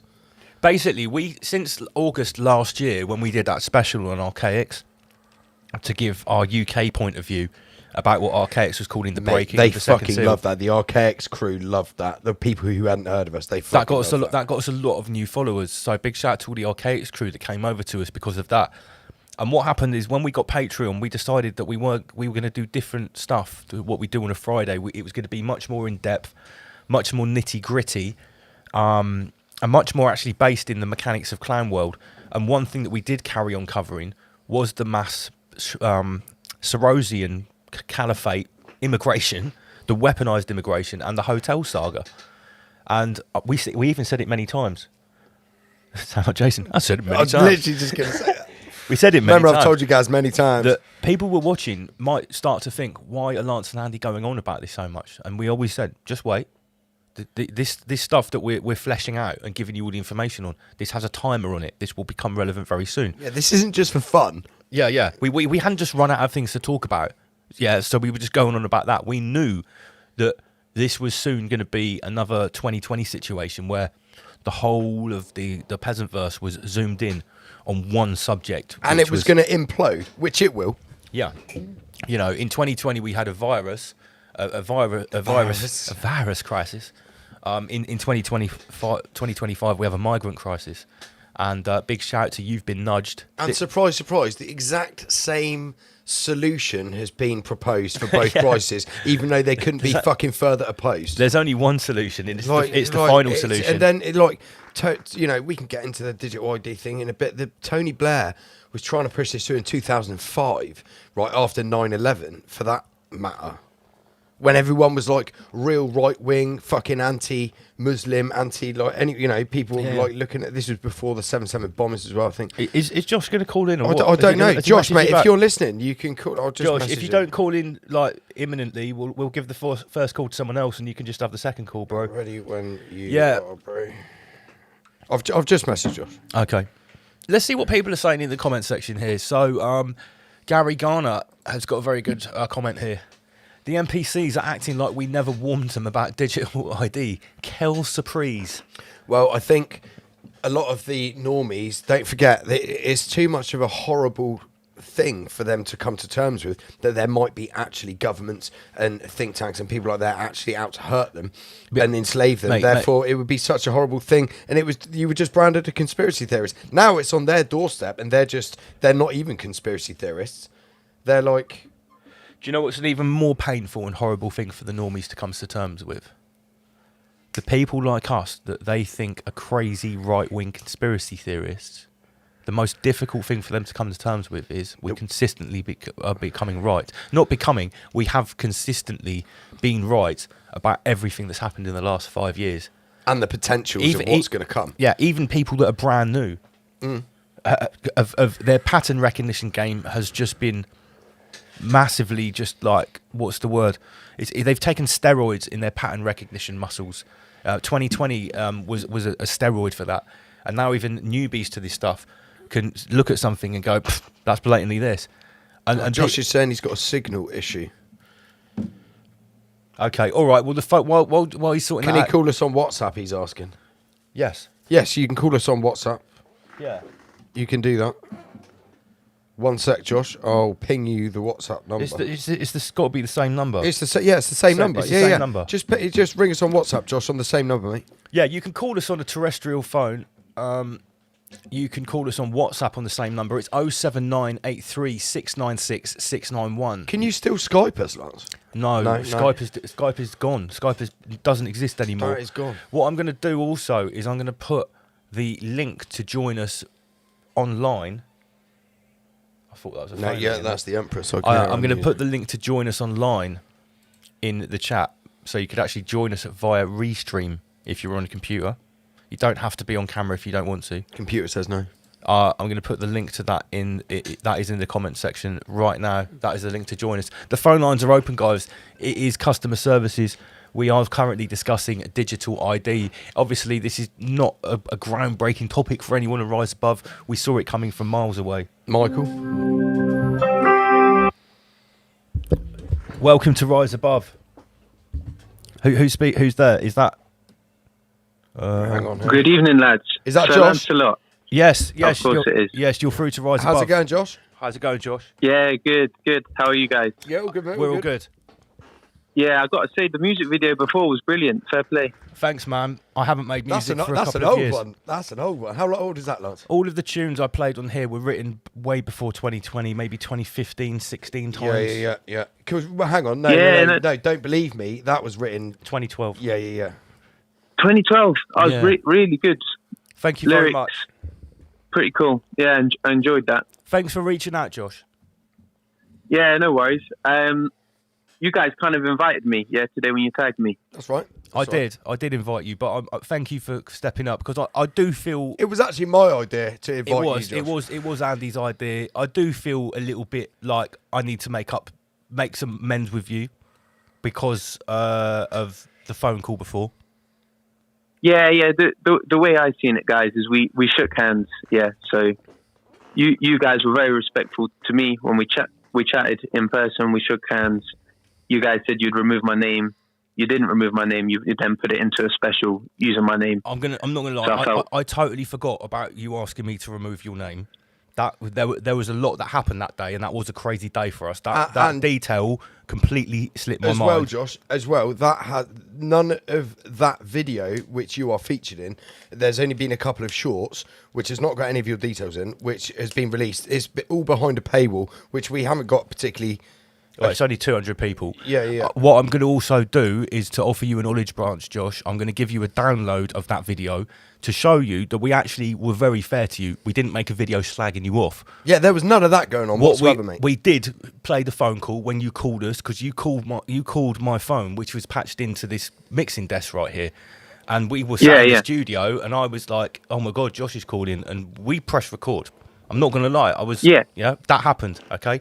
I understand that you guys probably think that that's a good moment for content. No. Genuine. It was nothing like that. We wanted to talk to you to follow up what happened earlier with regards to Aziz, who we're aware that you knew. So if you want to talk to us now, bearing in mind, Josh, like Lance said, he's more than willing to send you the link to the video, which I actually suggested. I thought that would be fair play. What I don't want you to think is that we were just hidden behind a paywall, just maliciously slagging you off. And we didn't portray you. That's not what happened. As a dick or anything like that.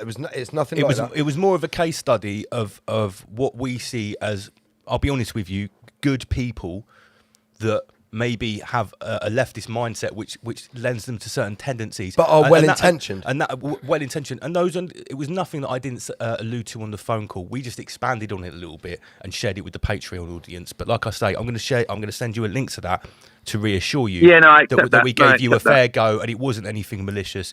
We were actually a little bit intrigued by you, Josh, and the reason being is, like we've said before, you were the one single person, without exception, the one single person from that end of that bipolar polarity that actually spoke to us like an adult.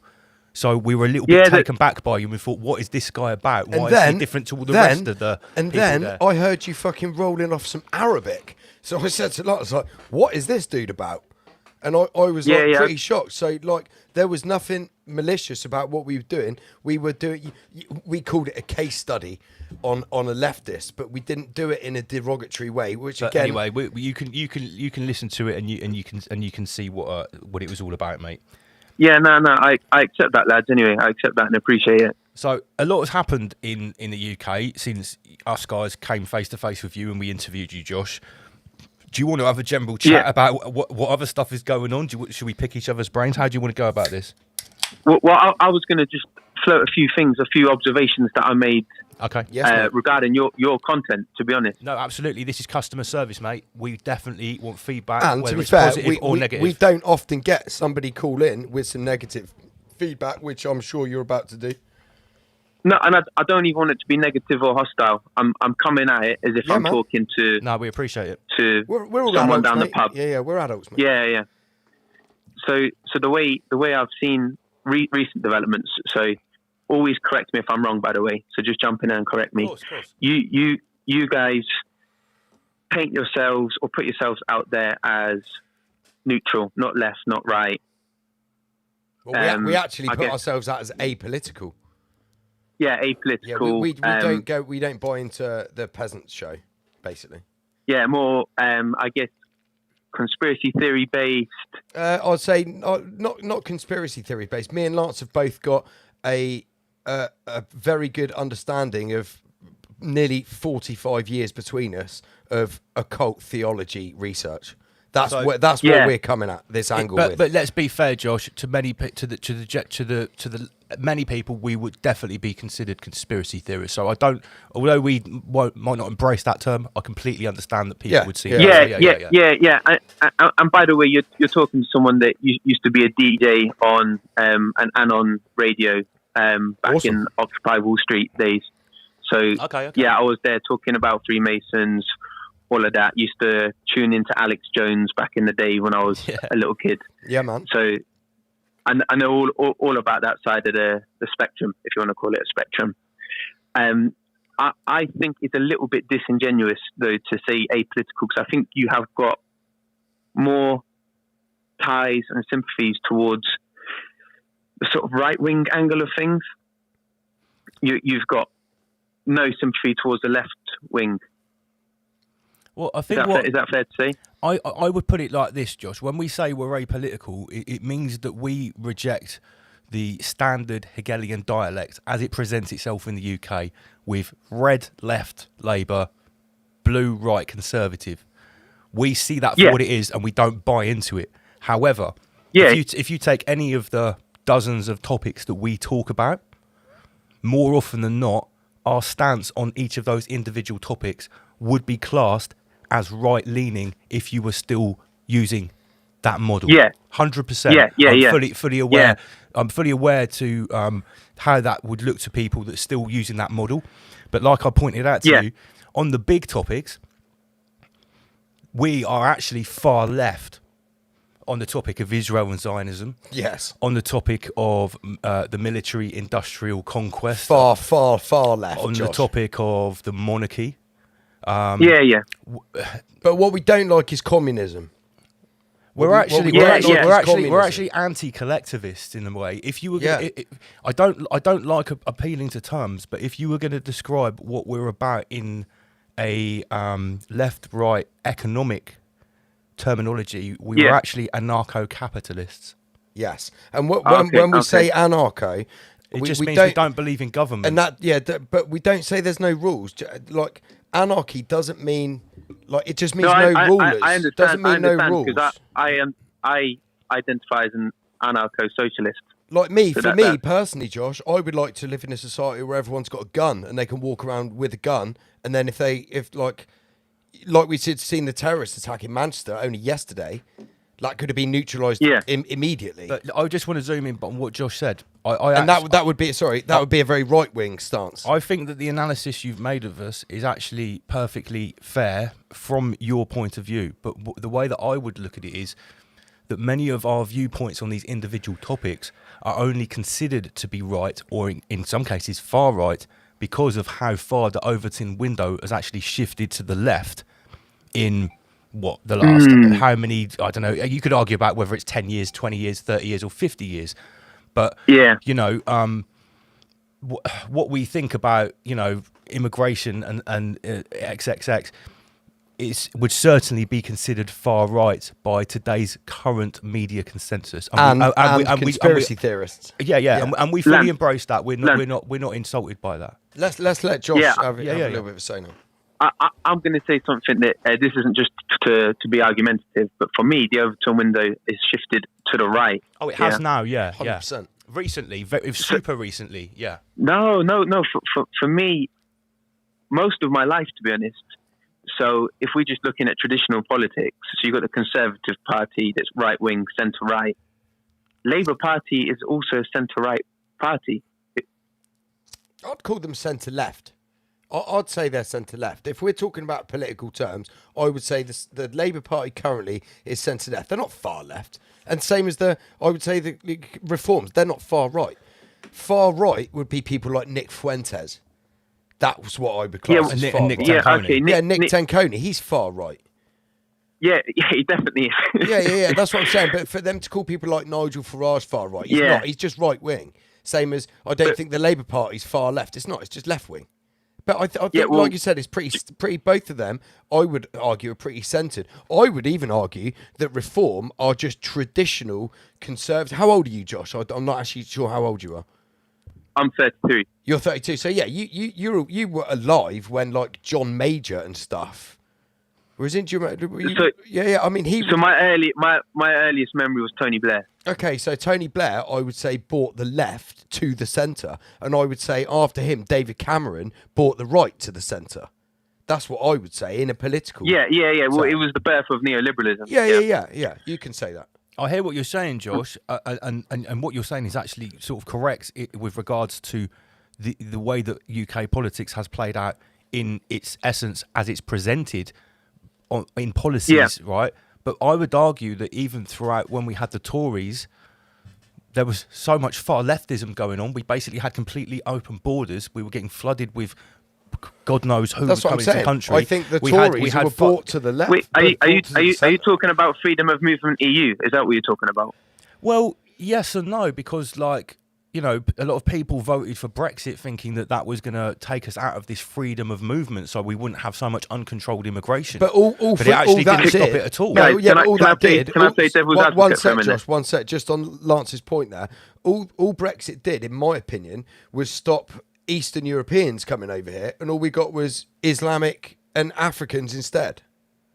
Well, yeah, it stops a lot of Spanish and Italian as well. I had a lot of Spanish friends. Yeah, I would left agree. on the back I would of the agree. Brexit Yeah. vote. So the point is, I think a lot of the people who voted for Brexit would much prefer to have Spanish or Italians or people from Eastern Europe as opposed to Africans and Islamic people who seem to have a complete separate agenda, as opposed to coming over here and just working and sending the money back home for their family, like the Polish were doing, for instance, like a lot of, there was a couple of Scandinavian countries and people from Czech and people like that. I know because I used to be a chef. We used to have a lot of Eastern Europeans coming over. Essentially, what Brexit did is replace migrants that 90% of them were working and with migrants assimilated, where 90% of them weren't working in certain demographics anyway. And we don't need to name those countries where 80 to 90% of the people coming ain't working. Those are statistics that can be trusted and I don't come think directly from the Home Office. I don't think it's racist to point that out, but what we just said there would be deemed as racist to people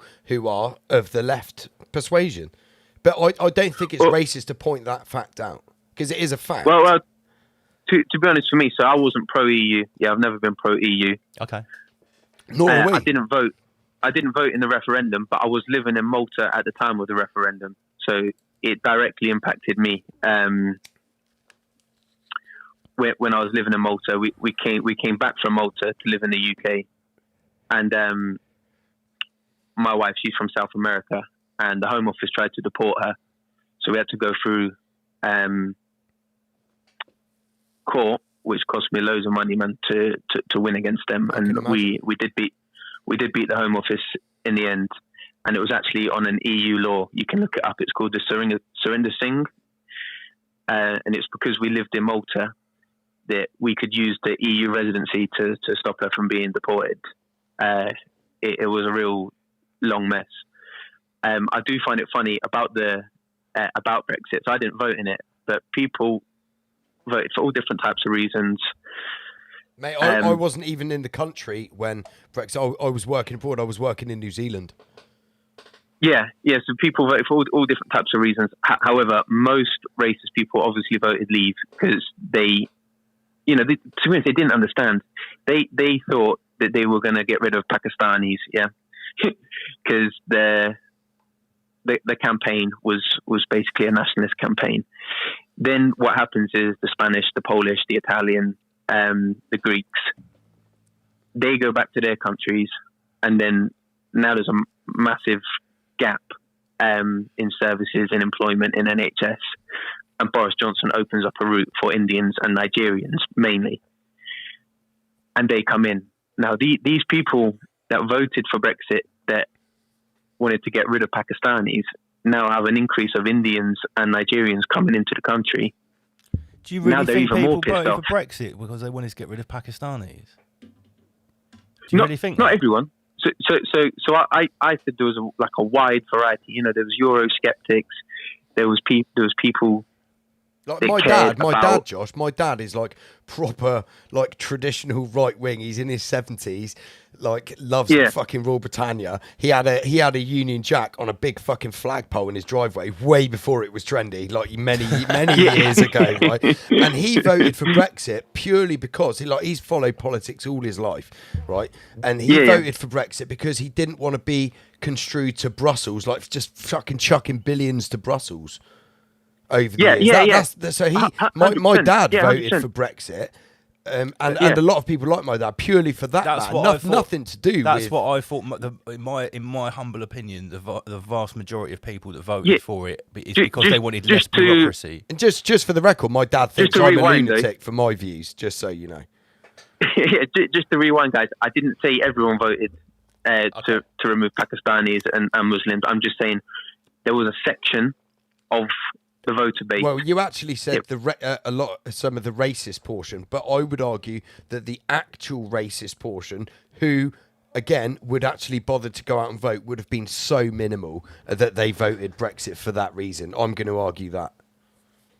Yeah, potentially. I've got no data on it, so I'm not going to argue against it. But from what I can see, the actual Nazis who would be voting for something like that, type of people would even be on the voters' register. No, exactly. I think that is when people say the far right, which is what you're probably talking about there, the people who want to get rid of Pakistanis, I would argue be far right. They're people so few and far between.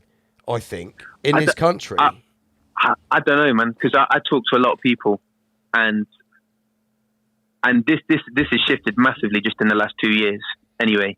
But Brexit, there was a peak of sort of nationalism, and then obviously it wasn't going through. Theresa May was fucking it up. Bearing in mind, I think me personally, I don't vote in anything because. If you vote, it's just a clown show anyway, because the people that really run the country are the people who have got full-time jobs. It doesn't matter which, they're people in the Home Office and like the military wing. Like, it doesn't matter who's in the government, who's in charge, like whether it's Labour or Conservative. These are the people that just work throughout the governments. They're the people that call the shots. So it's like when we talk about this right-left thing, I think it's complete bullshit because let's be honest, all of the Home Office, all of the military, the police, everything has been captured by the left wing. Yeah, It has. Do you think that? Yes, mate. Yes, I do. Look at the fucking DEI all around the place. Look at the videos we've seen in the police of like frail young women police who can't break a fucking door down, and you've got a big 6 foot something guy there watching it happen. Like, this is DEI, so the mate. police are shocking. Yeah, that's what I'm saying. But that's just one. Like, look at the left wing judges. Against that, Josh, look at the left wing judges. You can't tell me. Look at what happened to Lucy Connolly. You can't tell me that somebody who's just got. Well, who was this Afghanistan dude? Someone was burning a Quran, right? And this Afghan, I think he was Afghani, just literally whipped out a knife in the middle of daylight, tried to stab the guy multiple times. We featured it on our Peasantron show, on our Patreon show the other week, and this guy got a suspended sentence for 2 years after whipping out a knife in broad daylight and slashing at someone. And then Lucy Connolly, I don't agree with that. You can't tell me that the judiciary has not been captured by the left. You cannot say that, man. Maybe he's just describing this as left and right is just completely moribund now because this is something new. This is a whole. This is Bolshevism. Let Josh reply. Yeah, go on, Josh. Sorry, go on. Yeah. To be honest, I wouldn't see it as left. I would see it as maybe you could say neoliberal, which is a whole different thing. Because if you look at what's happening with Palestine Action, so I think that's actually leading the arrests. Well, to be fair, I don't see any right-wing factions breaking into military bases. I mean, I'm surprised those people didn't get shot. That's what I would expect. No. If I broke I into a don't mean military base, I'd be expected to get shot and killed. It is actually legal to do what they did, but I'm not even talking about the individuals that did that. I think it's retarded for what they did because it's a military base. But what we actually talked about here, because Palestine Action are getting arrested just for wearing T-shirts, like sitting down wearing a T-shirt. I'm not down with that. That's censorship, mate. We're not down with that. I'm not down with that here at all. Anyone that breaks into a military base should expect to get arrested. Yeah, exactly. But that's completely different to people wearing a T-shirt that says Palestine Action. I'm not arguing against the military bit. I'm arguing, so over 1,000 people so far arrested for holding up signs saying I support Palestine Action, I oppose genocide. That's the sign they're holding up there. Over 1,000 arrested. Yeah, and I mean, I'm a complete free speech advocate. I don't care how retarded it is, the words that come out of someone's mouth. I'm happy for them to say it. And I don't think people should be arrested for supporting something that I don't think people should be arrested if they're waving a Hamas flag, quite frankly. I think people should be given enough rope to hang themselves. So I only brought that up to say that the police are not left wing. Because that's a left wing protest, and that's over 1,000 arrested for free speech. I would argue it's only okay. Do you think that Palestine Action would have been suppressed and designated a terrorist organisation if they didn't do the act of breaking into a military base and fucking with planes? Do you think they would have or not? I think that gave a great excuse. Go on. I think that gave a great excuse for them to be proscribed as a terrorist organisation, because it was an act of vandalism. It wasn't an act of terrorism. I think because it was a if they did that on any other sector, I don't think it would be terrorism. I think because they went for a military base, I think they've now designated. Yeah, I mean, that's if any other country did that, Josh. Let's say 2 people flew in, or however many people did it, flew in from another country and did that to a military base. That would be an act of war, right? The way I see it is the RAF is a legitimate target for that sort of protest, because they are directly involved. But do you think that would be an act of war if 2 foreign nationals, came into the UK, broke into a military base at night and fucked with a plane in some way? Do you think that would be an act of war? Yeah. So there you go. So what I'm saying, they've been designated domestic terrorists because of that act. I'm sure if they didn't do that, they wouldn't have been designated that. So I'm not going to say that.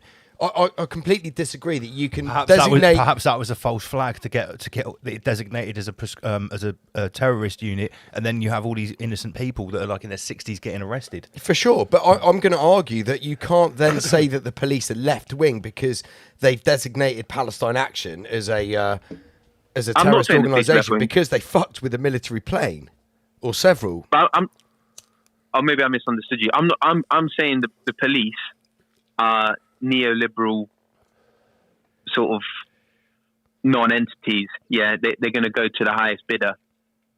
So sometimes it's going to go to what would be perceived as a left-wing cause. Sometimes it will be perceived a right-wing cause. Yeah, I'd agree with that. It will always go towards whatever Israel wants. Yeah, I think we can all agree on that. Okay. Now we're getting into some layers here. Okay, Yeah, I'm glad you brought this up, because here's one thing which I think you might have been a bit surprised with about us, is that we, although we don't fly a Palestine flag around, we know what Zionism is, and that's one thing which I will hold up my hands. The far left are completely right about Palestine. It's an utter one-sided genocide. The far left are completely right about Palestine. And Josh, you were right. You were right that we missed the boat when we were down. When we met you, we missed the boat that we didn't go and confront the person waving the Israel flag on the right. Yet, you are completely right. I haven't seen them again yet. No, nor have I. But you were completely right about that, and you even you put up a message on Facebook. Me and you had a back and forth on Facebook the other week about it, and and that is on our cards to go and do that, because Lance said to me after we got back to the studio, Lance was like, he was right. We missed a trick there. We did. Yeah. So I'm being completely honest, mate. You were completely right about that. Oh, yeah, respect for saying that, man. I respect you for saying that.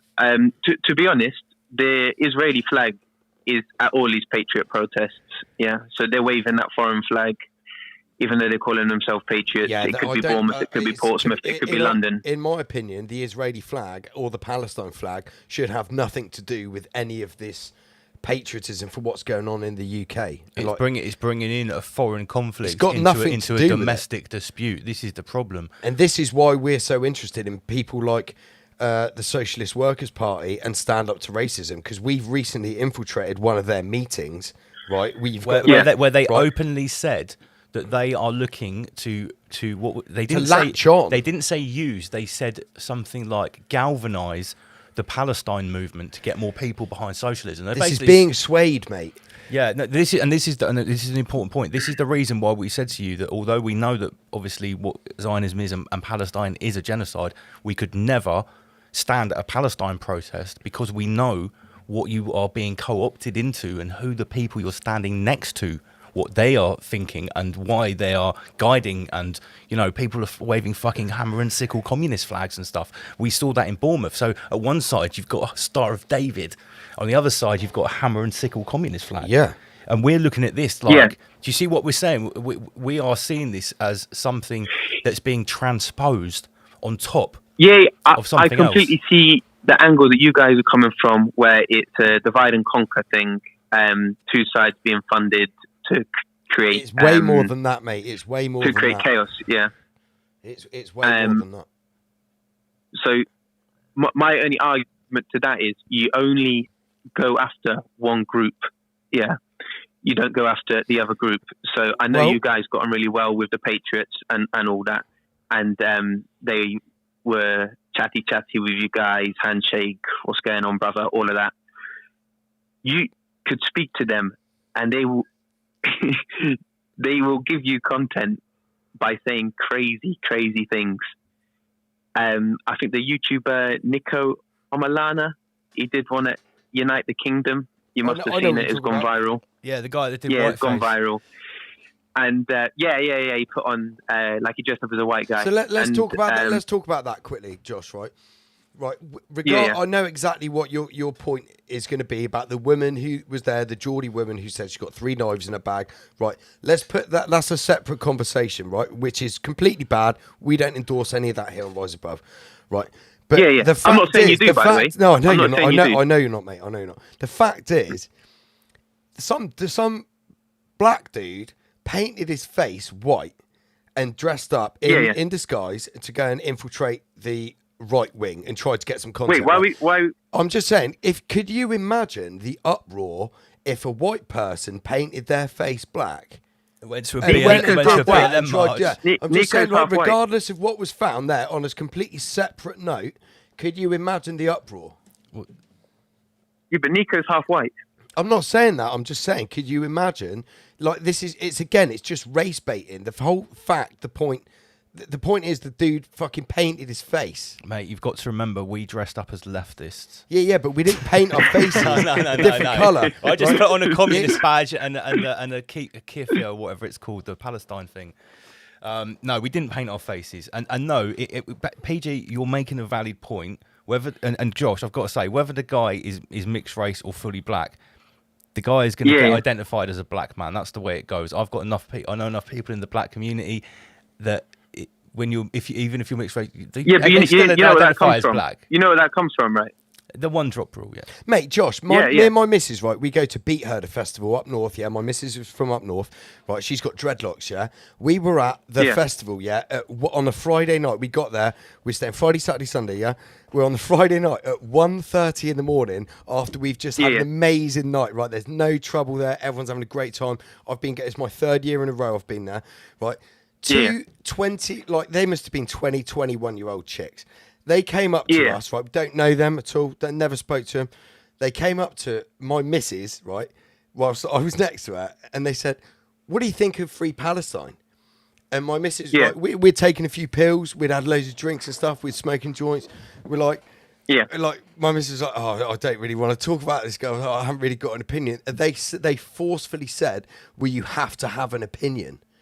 And she was like, "What?" And I said, "Hang on, like, what the fuck is this?" And then they proceeded to try and forcefully say that she is racist. They even said to her when they turned away, that enjoy your cultural appropriation, love, because she's got dreadlocks and she's white.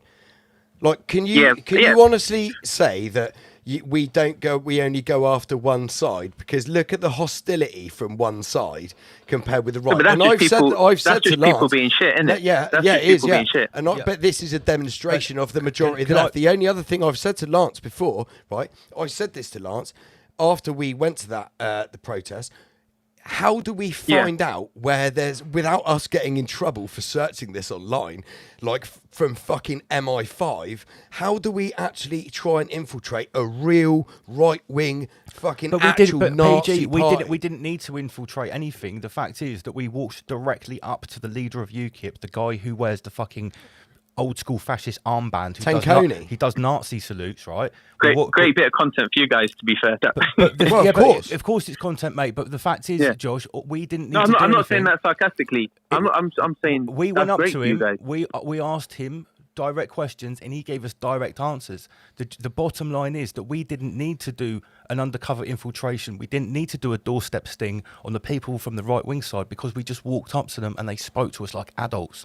You were the only person on the other side that did that, mate. If the other people... Go on. I was just going to say, I remember Tenkoni on the day starting off a chant for all them people about leftists, communists, socialists and Muslims, I think it was. And then everyone, lock them up. So they're talking about, locking up opposition. Yeah. That's the...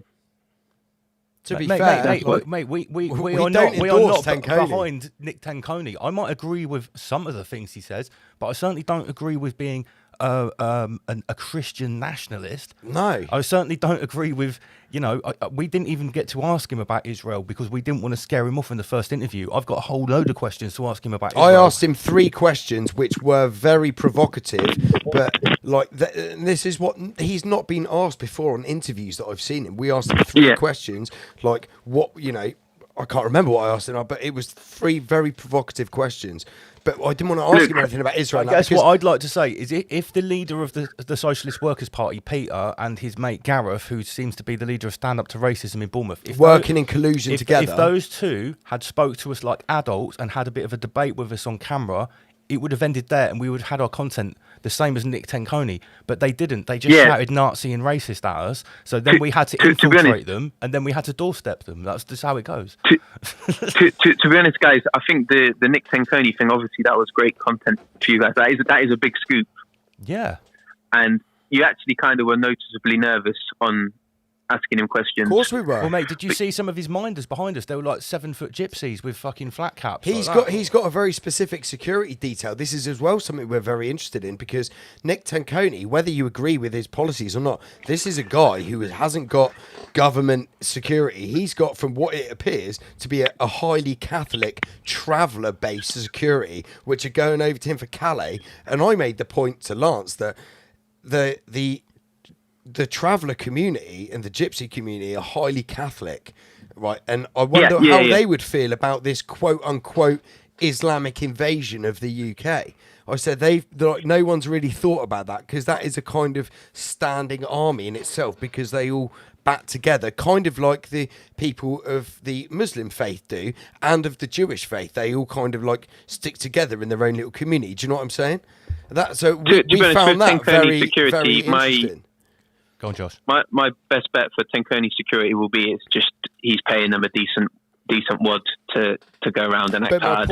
My point is they're highly Catholic, same as Tenkoni, which is, again, it's kind of like, mate, I don't think we're going to have a political war here in the UK, like a civil war, but I think we could have a holy war. I don't know. I definitely think, because it would appear that we're being baited for a holy war. There's definitely going to be unrest. I mean, there has been a lot of unrest. I mean, look at the stuff that happened in Ballymena. You know, you had people getting their houses arsoned for just being foreign. You know, that's part of our country. We had people trying to set hotels on fire that had women and children in it. And that's one of the reasons I was at the Roundhouse the other day, because I've actually been invited into the Roundhouse before, and there is women and kids in the Roundhouse, and people are coming outside. They can't live anywhere else. It's under government orders that they are living there. And you've got people coming to your house and shouting.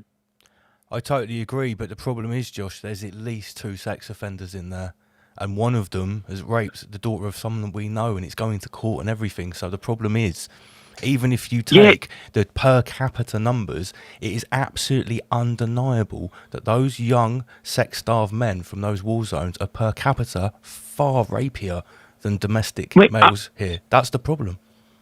So I've met a lot of people from the Roundhouse, know people from the Britannia, and some people from the Roundhouse are bad eggs. Yeah, they're involved in crime. That's facts. I'm not debating that. Josh, I've got footage, right? 3 separate times, right? 3 separate days of the same guy staying in the Britannia, hopping over the wall and selling heroin to the crackheads and smackheads in Bournemouth.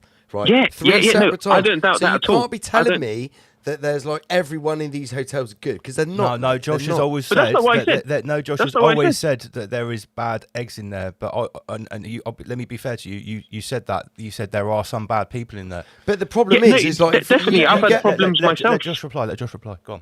Yeah, I've had problems myself. I don't know if you misheard me. I'm saying I know that there is criminals in the Roundhouse. Yeah, I know that there is guys involved in criminal activity in the Roundhouse. That's a fact. I'm not arguing against that.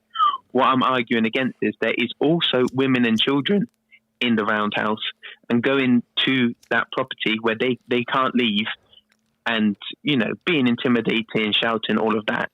For me, it's not on. You go to Westminster and do that. You take it up with Westminster. That's my point. I actually totally agree with you. Although we might come down and film what's going on at this pantomime outside the hotel in Bournemouth, we have never once said that even if we agree with some of the concerns of the people on the right-wing side, we've never once said that standing outside that hotel and shouting Rule Britannia is the solution. And the problem is... I just want to make that clear to you, mate. And the problem is, Josh, is that although there might be women and children in there, right, I totally get that. Yeah. And I feel sorry for them, the fact they've even had to fucking come on a boat over here. But the point is, that if there's people selling drugs and people raping the locals in Bournemouth, which we personally know, right, has happened. You can't say that the locals haven't got a valid point to be concerned about what's going on in the hotel, regardless if there's women and children in there or people that just want to get on with their lives and have a better life. You can't I think it's valid that people are pissed off, bearing in mind they can't afford to do the things that they used to be able to do with this cost of living crisis bullshit, which is also completely manipulated. And all of these people in this hotel are just being put up for free. Like, you can't expect for there to be any backlash against that, regardless of the fact there's women and children in there. Yeah, to be honest, I think the hotel should be off limits. You can protest Westminster if you care about people getting served fucking slop 3 times a day. Or you can actually protest against Bournemouth police. I think go straight to the police station, demand more patrols. Or you could go to Poole and go to the RNLI centre and say stop going out and with Serco and picking these up and taking them to the detention centres before the hotel. I thought of that. To be honest, mate, I'll tell you a story. Syrian guy that I know, he's been here 7 years, I think. He had a wife back in Syria. Things were getting. He skipped national service for Assad, yeah. So he's come over here. They're getting knocked at the door. When's he coming back? When's he coming back? Mrs. is pregnant, yeah. So he was going on holiday there, coming back to the UK. Anyway, she comes across. Well, she tries to come across. She dies coming across. She drowns basically with the baby in the womb. So that's someone that I know personally. I think if we're talking about RNLI not helping, I mean, just the other day a kid drowned. For me, it's not humane, man. Like, Josh, if you can help people, you help people. I totally get that's a horrendous story, and I feel sympathy for them. But I've said this before on the show, and I don't mean to sound like a dick, but if I get in a boat myself, go onto Bournemouth Beach, get in a boat, a dinghy, and fuck off, I can't be expected for people to have sympathy for me if something fucking bad happens. I've just got out of my own accord, got in a dinghy and fucking gone out to sea when I'm not a seafaring person. Like there's plenty of NGOs in France, bruv. I don't mean to sound like a dick, but there's plenty of NGOs in France. At some point, you have to say, like, these people have travelled. These people have travelled. Yeah, but I'm saying you can't be expected. What if everyone started doing now that? We're getting down to the nitty gritty, right? Josh, you've made your position clear. We've sort of made our position clear. Let me pose a question to you. Yeah, go on, Lance. If we carried on at the current trajectory, whatever the politicians are saying, it doesn't appear that anything's really being done. And many, many more people from all of these countries that are being decimated by Israel, we don't need to talk about the reasons they're coming here. There's many reasons. At what point do you think, even yourself, with your view that's different to ours, you could argue with more empathy, with more compassion, at what point would you say, actually, fuck, I'm looking around me, this place is nothing like it was 2 or 3 years ago? When do we say enough is enough? Do you think there is a point, or is it infinite? So I'm going to have to give you a long answer, if that's okay. That's fine. About my view on human behaviour and what's natural for humans. Yeah, so humans, they move. Yeah, they've always moved. Yeah, that's a natural human thing. If there's a drought, you fuck off to where there's rain. Yeah, if there's a war, you leg it. If there's you don't stand and fight? I don't know. It depends if you're conscripted to it. If you're conscripted to it, then you do. Regardless of conscription, if someone's coming for your fucking home, what are you going to do? You're not going to defend your home. Well, let's look at it. Yeah, if you're in Gaza right now, yeah, are you staying, or you if you can get out with your kid? Either of you got kid? No, not yet. Okay. If you've got a kid, you fucking do anything to get that kid out of the situation, man. You're not. There's no. Okay, I get pride. that, but then I'm gonna. You're right. Okay, so I'm gonna pull you up on your own logic. There, you're gonna You're gonna take your child out of danger. Yeah. Okay, so in France, you're out of danger. So why put your child in danger on a dinghy over to the UK? Why would you do that if you're trying to escape danger? It doesn't make any fucking sense, Josh. No matter what way you spin it, I know you're polite and everything, but this is why everyone's so pissed off, because that's the be-all and end-all. You're safe in France, stay there. That's why everyone's pissed off. These people have come through 7 or 8 safe countries. And you countries. can't say that these people aren't putting their kids in danger, getting on a dinghy willingly and going over the channel. Like, I'm sorry, mate. No matter what way you want to spin it, it's not logical. I wouldn't take the journey, yeah. If I'm putting myself in them shoes, I wouldn't be doing the channel. But let's imagine you've ended up in Mexico. UK civil war's gone fucking crazy. Yeah, you've ended up in Mexico. You don't speak a word of Spanish. I'd learn Spanish. You're fucking struggling. You're dyslexic as fuck. It's not happening. And there's boats going up to Florida, and you got a couple mates. Lance is already in Florida. You're fucking down on your luck, man. You think, I'm gonna just try this. I'm gonna go Florida, meet up with Lance, meet up with the other guys I know, speaks my language. You might do it. But wouldn't it be more Right, poignant to make a life in France where you're safe, and then contact I've got Lance to when stop, you're I've got to stable? stop all of this. I understand what you're saying, and I know where you're going with this, Josh. But here's my point. At some point in the not too distant future, you could already argue this has happened to many places in the UK. They're absolutely fucking decimated. Overrun. They look like third world countries. There is shit piling up on the streets. There are people cooking things on the streets out of shopping trolleys on spit roasts. I've seen it with my own eyes. I travel the country every weekend. There are places in this country that have literally been turned into third world dumps. At some point, the people that are living in this country are going to say, many of them already have, that compassion is out of the question now. This is actually borderline encroaching on my safety, on my standard of living, Civil liberties. and whether it's worth actually living anymore. Some people literally feel like that. Some people have been living in nice communities for their whole lives, and in the last 3 or 4 years, they are not nice communities anymore. And whether people want to admit it or not, it is because of mass-controlled immigration.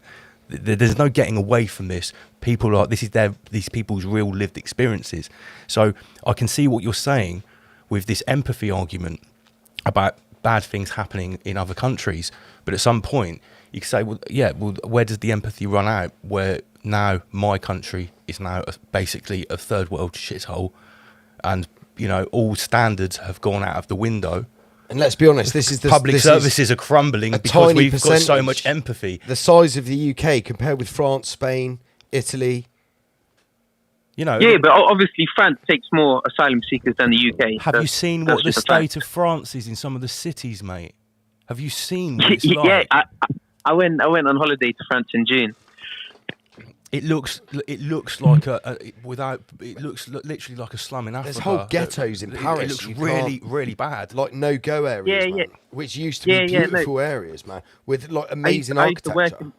I used to work in Paris, yeah. So that was 10 years ago that I was working in Paris, and we're staying just outside of the main part of Paris, and mate, it was rough as fuck, and it was Algerian speaking. So let's zoom back into my question. If you can recognise that certain areas in massive cities in Europe are basically looking like they are the third world, can you see that there might be a point where someone has to say this has to stop?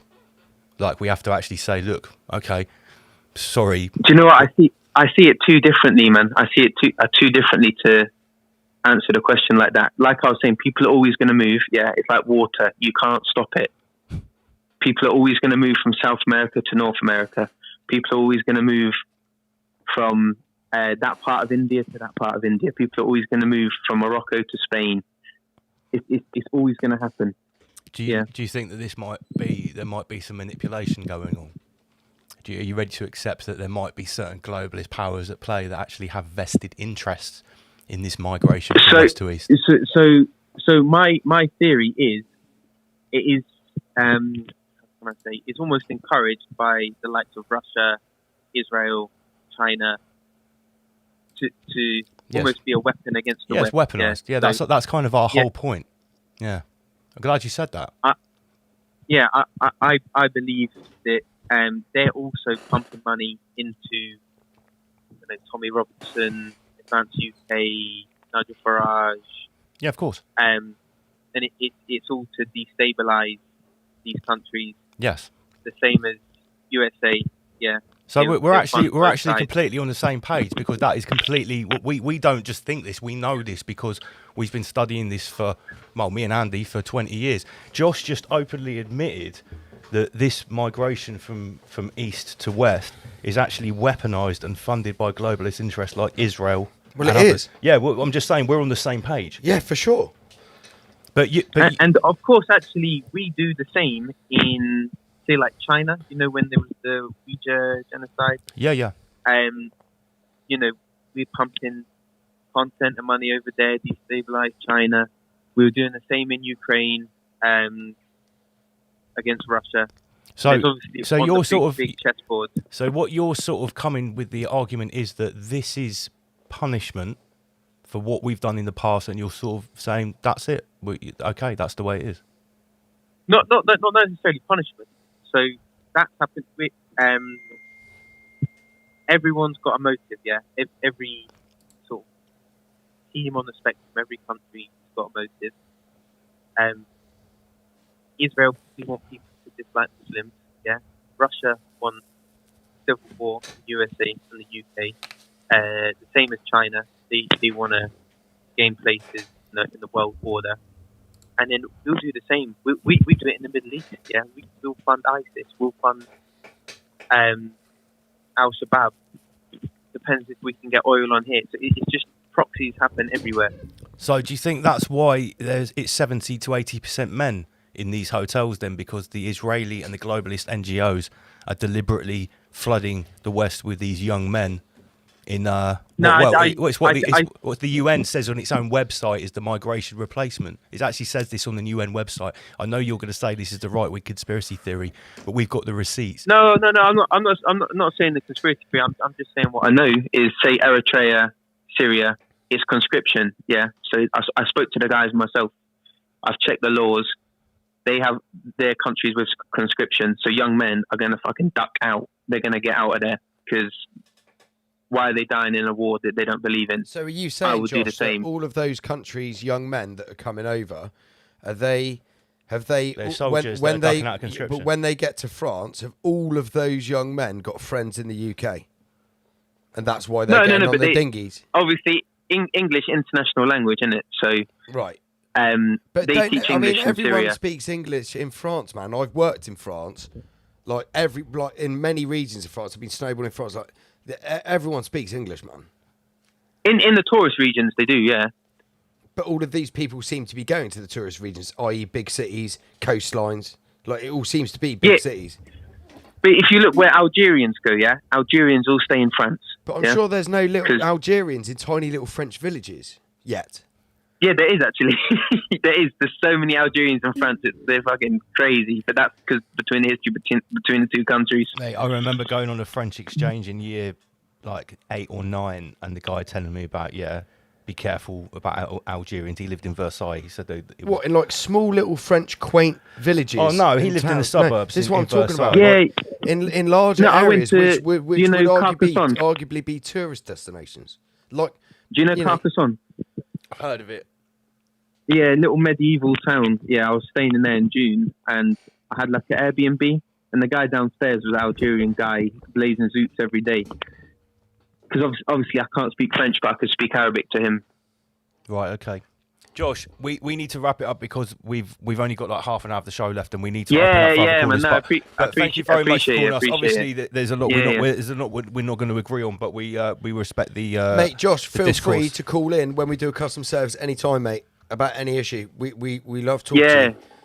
I know it's love, man. I might pop up. I know we're pop both up on statuses. We're both passionate about our causes and views and stuff like that. But I don't like just to be labelled as a right winger when we're really it's not. Much more complicated than that. Yeah. Listen, just to conclude, I'm not labelling you as right winger. I understand your position.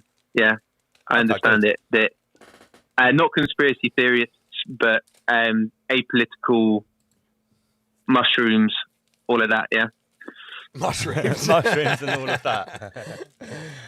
Yeah. And okay, cool, guys. Mate, we just like studying the occult, basically, and we can see what is hidden. What is hidden? Yeah, and like what we've determined basically is the whole majority of the West, that's not just the UK, is under mind control of some sorts at the moment in regards to immigration, and it's not necessarily an Islamic thing because in the States you've got states that have been overrun with like highly Catholic fucking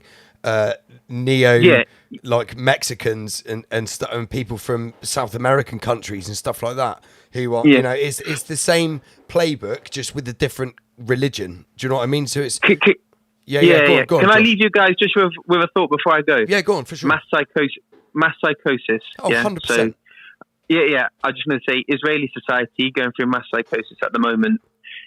Thinking loads of crazy things. This country, just want to throw it out there, mass psychosis. People that have worked all day going out and painting roundabouts and stuff, thinking that's going to make a difference. Yeah, he is retarded, mate. Yeah, I think it's some sort of mass psychosis going on. I'll leave it with that. Yeah. Love, guys. I'm going to watch the rest of the show, okay? Awesome, man. Nice to talk to you, Josh. Okay, take care.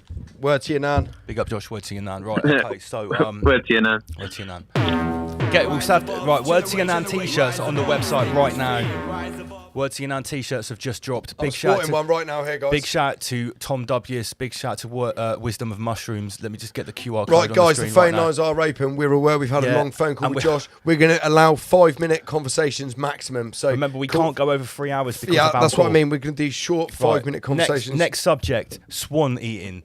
Right, Josh is going to love this one. Now, I hate to say it, but we seem to be on some sort of 4-year peasant cycle, roughly one peasant cycle behind the US. I remember about 4 years ago, Donald Trump, of all of the crazy things he said, is they're eating the They're pets. eating the dogs. But it was, that really happened. I saw the evidence of it. Look. I think it was Haitians. It was a bunch of Haitians. They did start eating pets. Listen, Yeah. if you are a well-travelled person and you've been to places in the developing world, you will know that they will eat anything that moves. Mate, I've eaten dog in Vietnam. You had I've dog. personally eaten dog in Vietnam. I remember when I used to travel through Laos. I was a chef at the time. You know when you're in a poor area because there's no cats and dogs around. Okay, so we saw the video last week of the RSPCA person. We don't know if it's recent. We don't know if it's a few years ago. But look, it's not out of the question that people are going to start eating swans. But I thought this was quite funny. Look, I've got no problem if someone wants to eat a swan. I'm not a royalist. Fucking make a swan Hold casserole. that thought, Michael. Shout out to Granty. Shout out to Millie. You guys are both going to receive a kimchi coin for subscribing to Patreon. Michael, good evening. You're live and Rise Above. Please don't say the C or the V word. Who is this? It's Jav, J-A-V. Hello, mate. How's it going? How's it going, Jazz? Yeah, not too bad. Yeah, just a quick one. Have you seen that documentary that's come out recently called Birth Gap? No. No. Tell us about it. I'm your Facebook friends, both of you. I sent you that screenshot of a film where it's the little hats. Where they had like fake long noses and a massive hat. Remember? Yeah. What are you called on Facebook? Yeah, No, well, you don't have to dox yourself if you don't want to. Javro Jav. Oh, okay, right, yes. Yeah. Anyway, so just back to the documentary Birth Gap. It's basically it goes through the rate of births per woman. Yes. Throughout the world. Yeah. And so currently I think England or Britain, the UK is 1.44 births per woman. Yes. Which means that the population will half in 45 years. Yeah. Do you remember back in the 90s there was a famous sitcom in the UK called 2.4 Children? Do you remember? Yeah, mate, I remember that. Yeah. Now, the title of that sitcom is very poignant to the point that you're making here, Jazz. The reason of 2.4 is the 2.4 is what is designated by the highest level of anthropological studies that is the ideal rate of children to be born per couple. 2.4, you say why 0.4? Yeah. Well, 2 is enough to replace the 2 people in the couple, and the average of 0.4 is enough to increase the population. Inflation. Yes, the 0.4 is the quite inflation. literally inflation. So what is the current rate in the UK? 1 point what? 1.6. 1.44. Whoa. Was it 1.4? I thought it was 1.6. That is reaching genocidal levels. Yeah, 1.44. So it's not as bad as South Korea, which is 0.79. Holy shit. Japan's dying. bad as well. Japan's bad as well. And I noticed Japan has been... I've seen loads of reels recently. I say this because me and Becky, it's my Ramish wife, we're going to go and travel to Japan on holiday. And I've seen videos and reels in Tokyo of like Islamic fucking prayer in like streets and, big monuments and stuff. Well, have you not seen the propaganda in Japan now? It is Israeli propaganda. It doesn't have a Star of David on it where they're talking about race mixing with black people in Japan. Now, Japanese people are super right-wing, super racial purists. In Japan, there are people... the more conservative, aren't they? Same as Chinese, mate. Chinese are racist as fuck. In Japan, there are people that are actually genetically half Korean and half Japanese and have been living in Japan for over 700 years, right? They're called the Joan people or something like that. Don't quote me on the name, but this is a thing. Even after 700 years and being half Japanese, they are still not classed as Japanese people. They've been there for 700 fucking years. I'm getting messages saying the phone line's not working, but it clearly is because we're on the phone. yeah. What do you mean the phone line's not it's working? It's from Glitterati. Yeah, okay. And Baz. Just to interject on that, Yeah, sorry, I tried the normal call-in method, not the 2G signal, and it just didn't work. So I'm calling through WhatsApp. Right, okay. Well, that's weird. I have got... there is a chance that SIM card might have died in there. Great. Loving the show. Just tried to call in really quickly, but got cut off. You guys are the best. Cheers, Laura. Okay. Yeah, that's right. Right, we're going to wind it up with this conversation. No, are we? Are we? Well, we no, carry on. Yeah, so, birth gap. So depending on which country it's in, most of Europe is around 1.5. Yeah. Some above, some below. And then you got Japan and Korea. And then also in South America, they're below, because the replacement level is 2.1. Yes, minimum replacement level. Yeah, minimum. So anything below that, so anything below 2.1 is going to see a reduction over, depending on what number it is, either one generation or up to 3 generations, depending on what number that is. So with Britain specifically at 1.44, the population half-life is 45 years. Without getting too racialist, is that just the domestic UK population, or does that include the 500,000 new immigrants of non-European descent as well? Because as my understanding, their birth rate is totally different. Yeah, it includes all women residents of the nation. Okay. We've got literally got people wanting to call in. All right. On WhatsApp. Yeah. Well, I think that's check it out. It's on my Facebook anyway. Yeah. It's on my Facebook. Yeah, it's a very poignant point. Thank you for bringing that to the table, Mate, Jazz. sorry to hurry up. We're on 5 minutes, 23 seconds, so we said 5 minutes. Okay, all right. Take care, guys. Thanks for calling, Word Jazz. to your nan.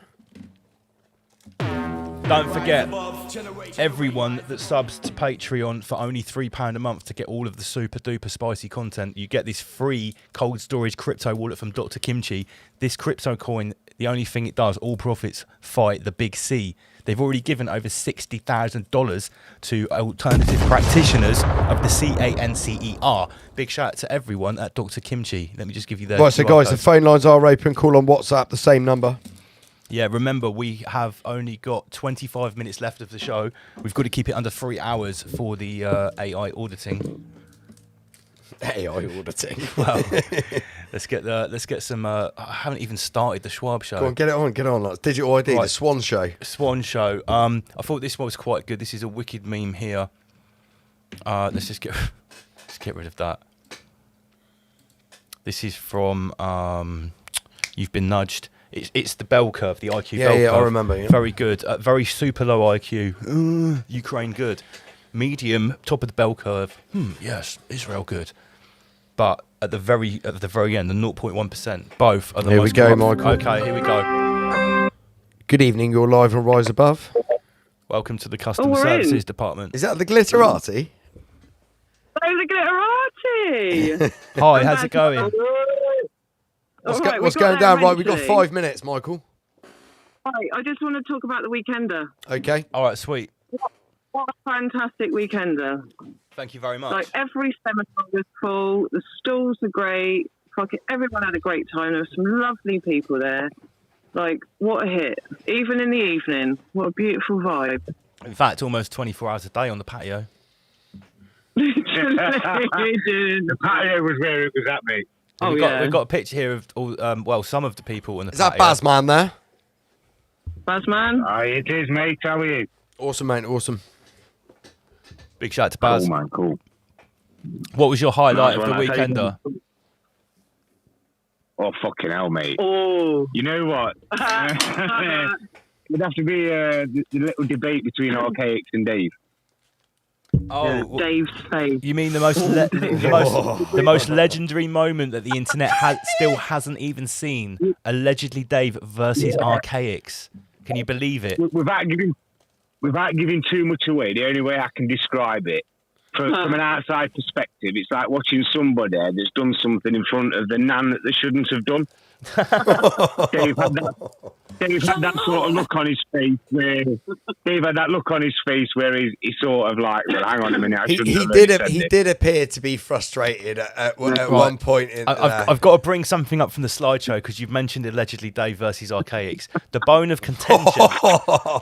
This is such what I've just glanced over at the other monitor and seen what. This is the fucking platinum segue right here. So Dave, allegedly Dave, a great researcher. I don't agree with everything he says. One thing I certainly don't agree with is that he reckons until 300 or 400 years ago in Europe, everyone was black.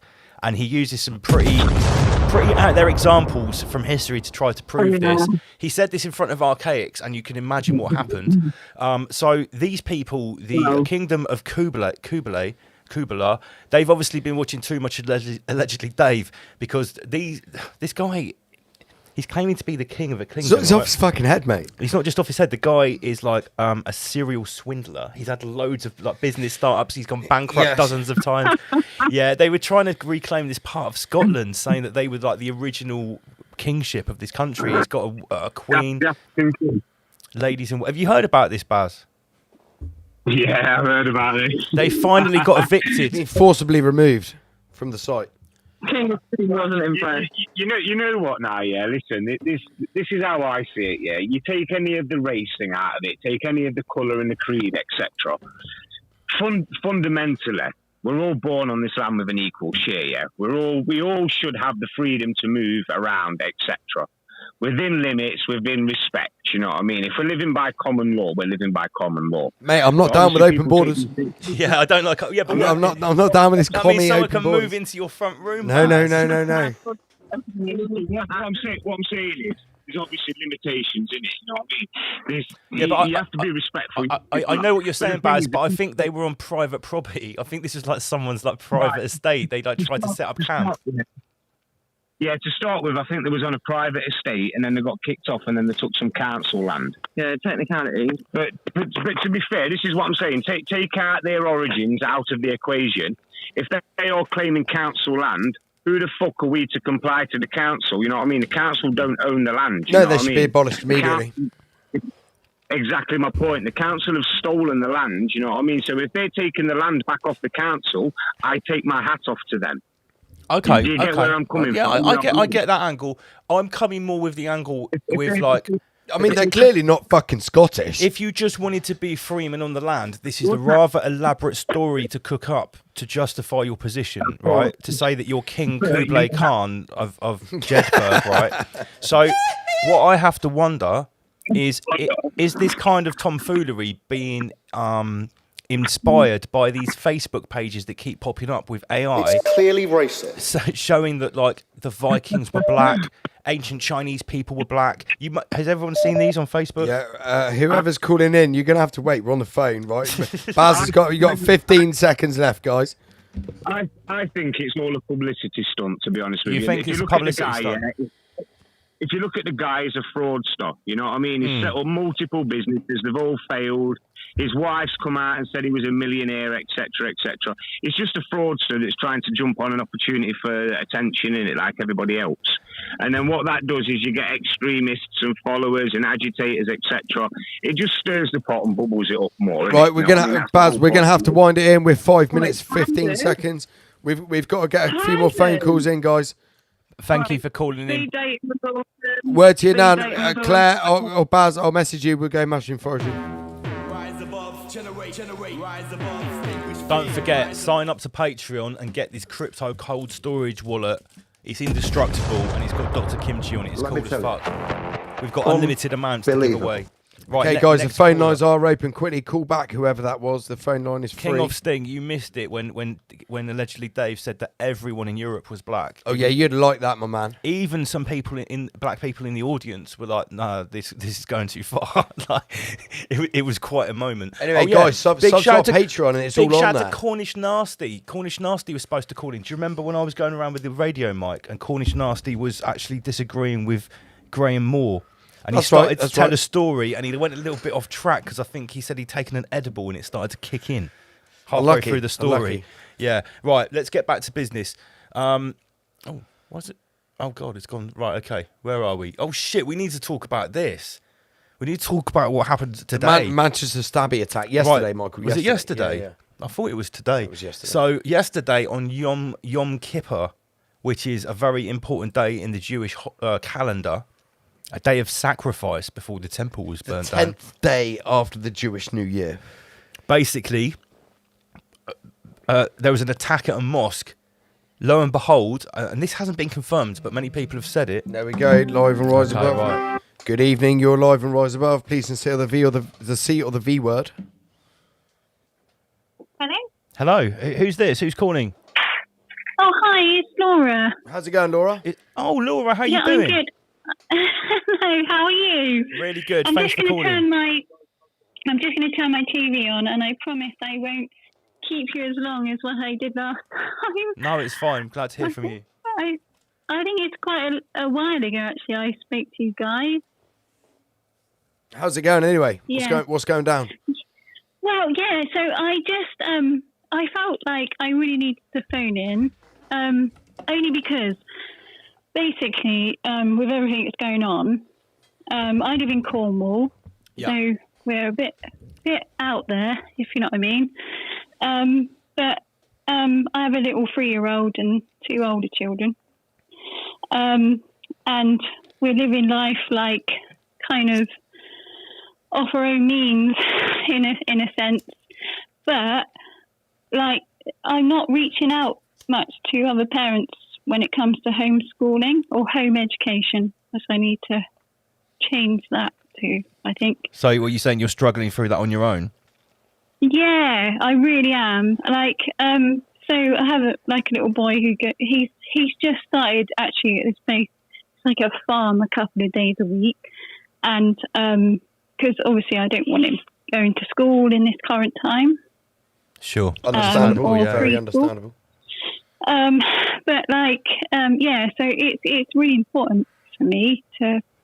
Do you know what I would do, Laura? Right, I haven't got any kids, Yeah. but I did actually mention to Lance over a year ago. I said Yeah. that I would like to contact a few people.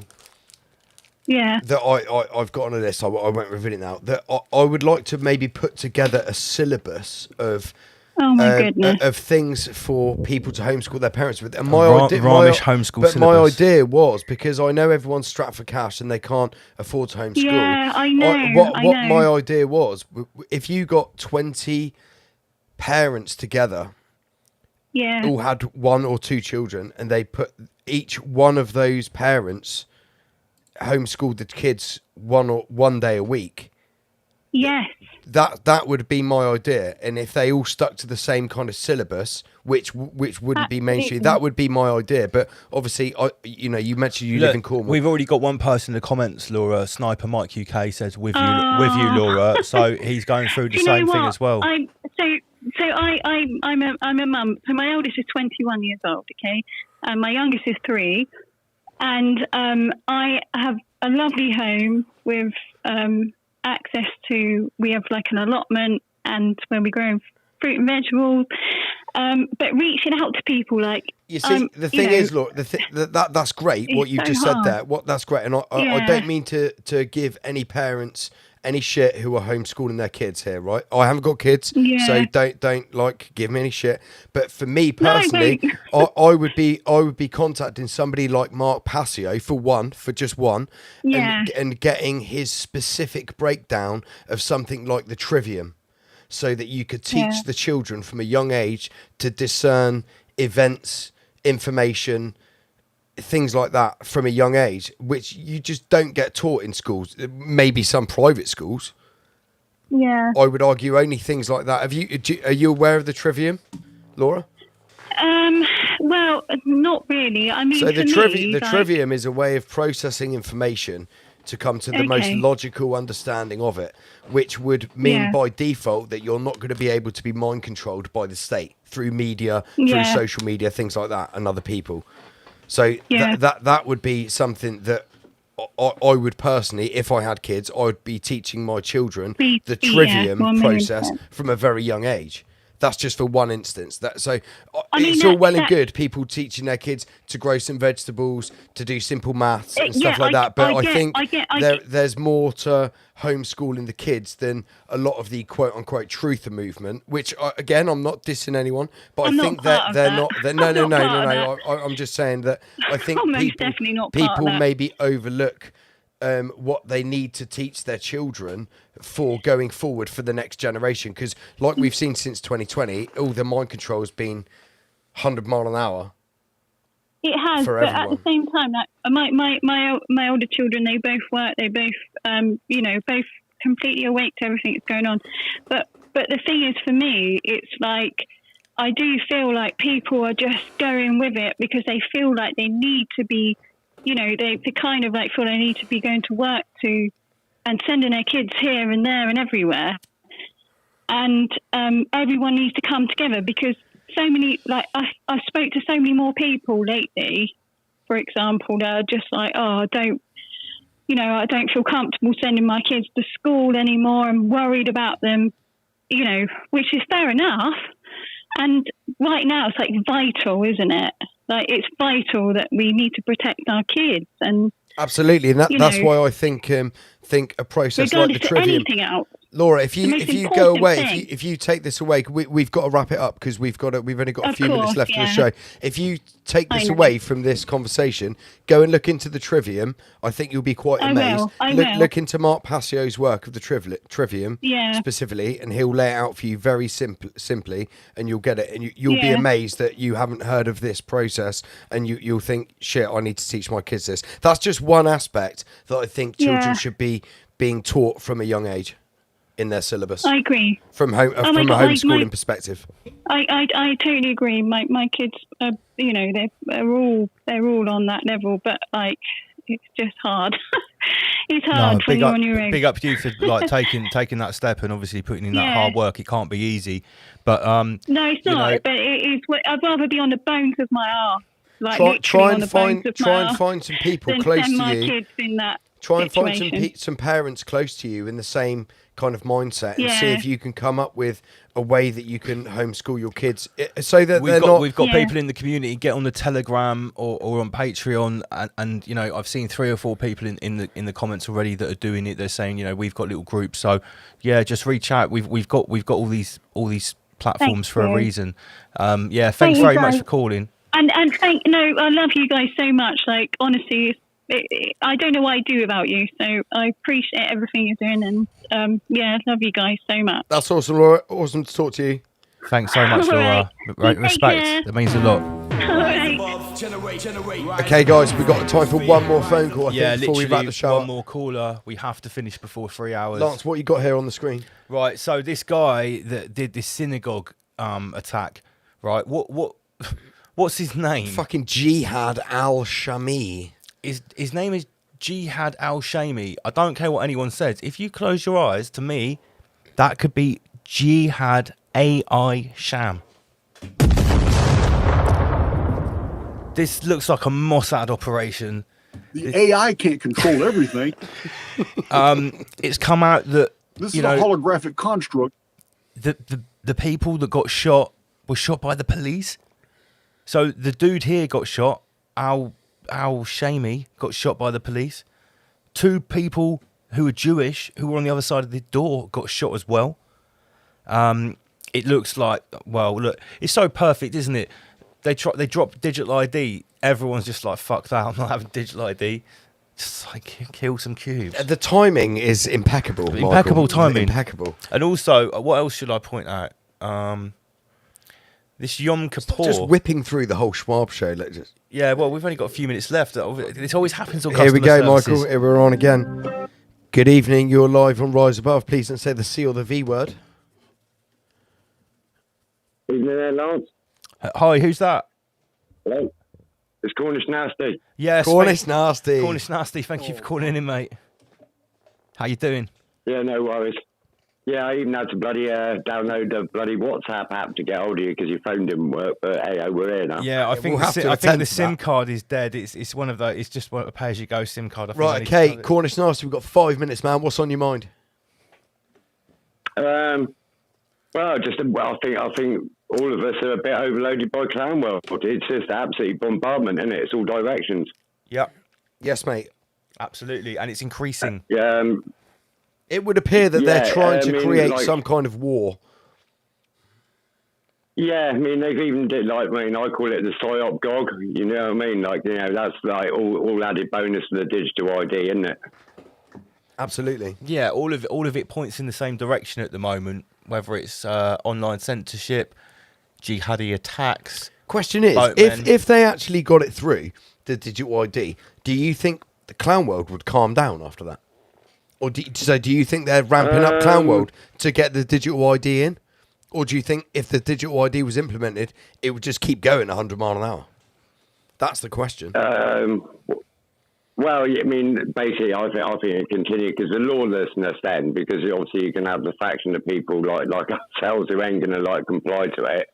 So, it's just going to go into overload on, to attack we're like the anti-V people, aren't we, again? Yeah.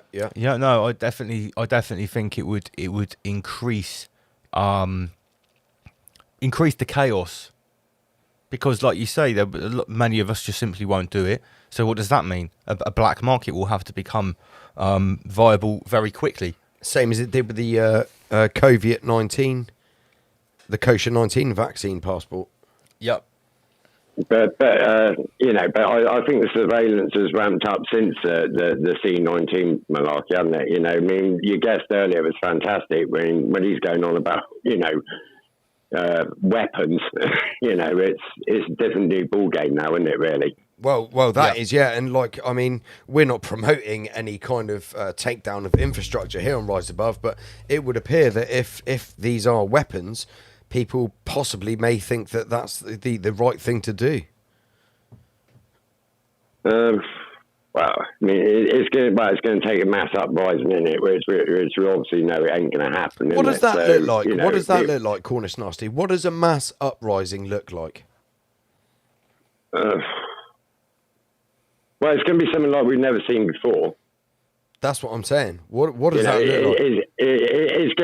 What I think is going to be amusing about it is going to be, the person you see in the village, the Mr. Prim and Proper or Mrs. Miggins or whoever, just suddenly go into battle mode. Because they haven't got the basic of essential. Do you remember? Do you remember the meme? Do you remember the meme in the BLM? Riots in the States where it was saving private property and they had the fucking... Do you remember it? Yeah. It was saving private property. It's like the toilet roll wars, isn't it? Yeah, exactly that, yeah. I posted a video up the other day of in China where you had to produce an app and then watch a 30-second advert just to have a shit, so, It's not the way to go, is it? Nope. What happened? Cornish Nasty reconnecting here. Maybe he hasn't got very good signal. I don't know. We were just on 4 minutes there. So we've got 3 minutes and 40 guys, seconds left. I've just hung up Cornish Nasty. If you're tuned in, I'm sorry, mate. We lost connection. Yeah, I don't even think it's worth reconnecting. We've literally got 3 minutes left. Right. We're going to not take any more calls, guys, now. The phone lines are shut. Maybe on the next show, we'll open the phone lines again after our next guest. We are back live on YouTube on October 17th. We have Sukh Singh, a member of the Pakistani community, who's also involved in SHIELD, which is similar to Safeguard Force. Because we're so racist. Yeah, because we're so racist. We're white supremacists, obviously, so we need to speak to someone from the Pakistani community. He is going to be... He's anti-Tommy Robinson, but he's also anti-rape gangs. Excellent. So this guy's a very interesting character. He's down with us, mate. He's down with us. Yeah, he's a very interesting character. He saw our critique on the SHIELD. He wants to come and set the record straight. He liked our breakdown. Was that from that Chris Hargreaves? Yes. Dude from the SHIELD? He's mates with Chris Hargreaves, basically. Okay. Right, so I need to remind you guys, if you want more Rise Above in the next couple of weeks, before we're back on October 17th, you definitely need to get on Patreon. Not only do we go live on there on Wednesday nights when there's no Rise Above, there is shitloads of content to go and and find. We've all had there. 6 new subscribers tonight, guys. You will be getting a Dr. Kimchi Schwab coin, fully loaded with. It's a cold storage wallet with a whole guide to crypto. I don't even know how much these are worth, but we're giving them away to everyone that subs to Patreon. We will post one of these to you free of charge. Josh, if you're watching, mate, send us your details or send us an address. We'll ping you one as well. Yeah, I think Josh deserves a word to your Nan t-shirt as well. Yeah, we'll send you a t-shirt, Josh. Send us your details or an address we could send something to. No, sorry, Cornish guys. Nasty, it's too late, mate. Sorry, mate. Sorry, we have to lock off the show in 1 minute 50 seconds. Otherwise, mate. Al Gore won't. Right, what have we got here? Last words. Last words. Yeah, sub to Patreon. Me and Andy PG are doing more MI33 work this week. We've finished with the Socialist Workers' Party. For now. We've finished with Stand Up to Racism.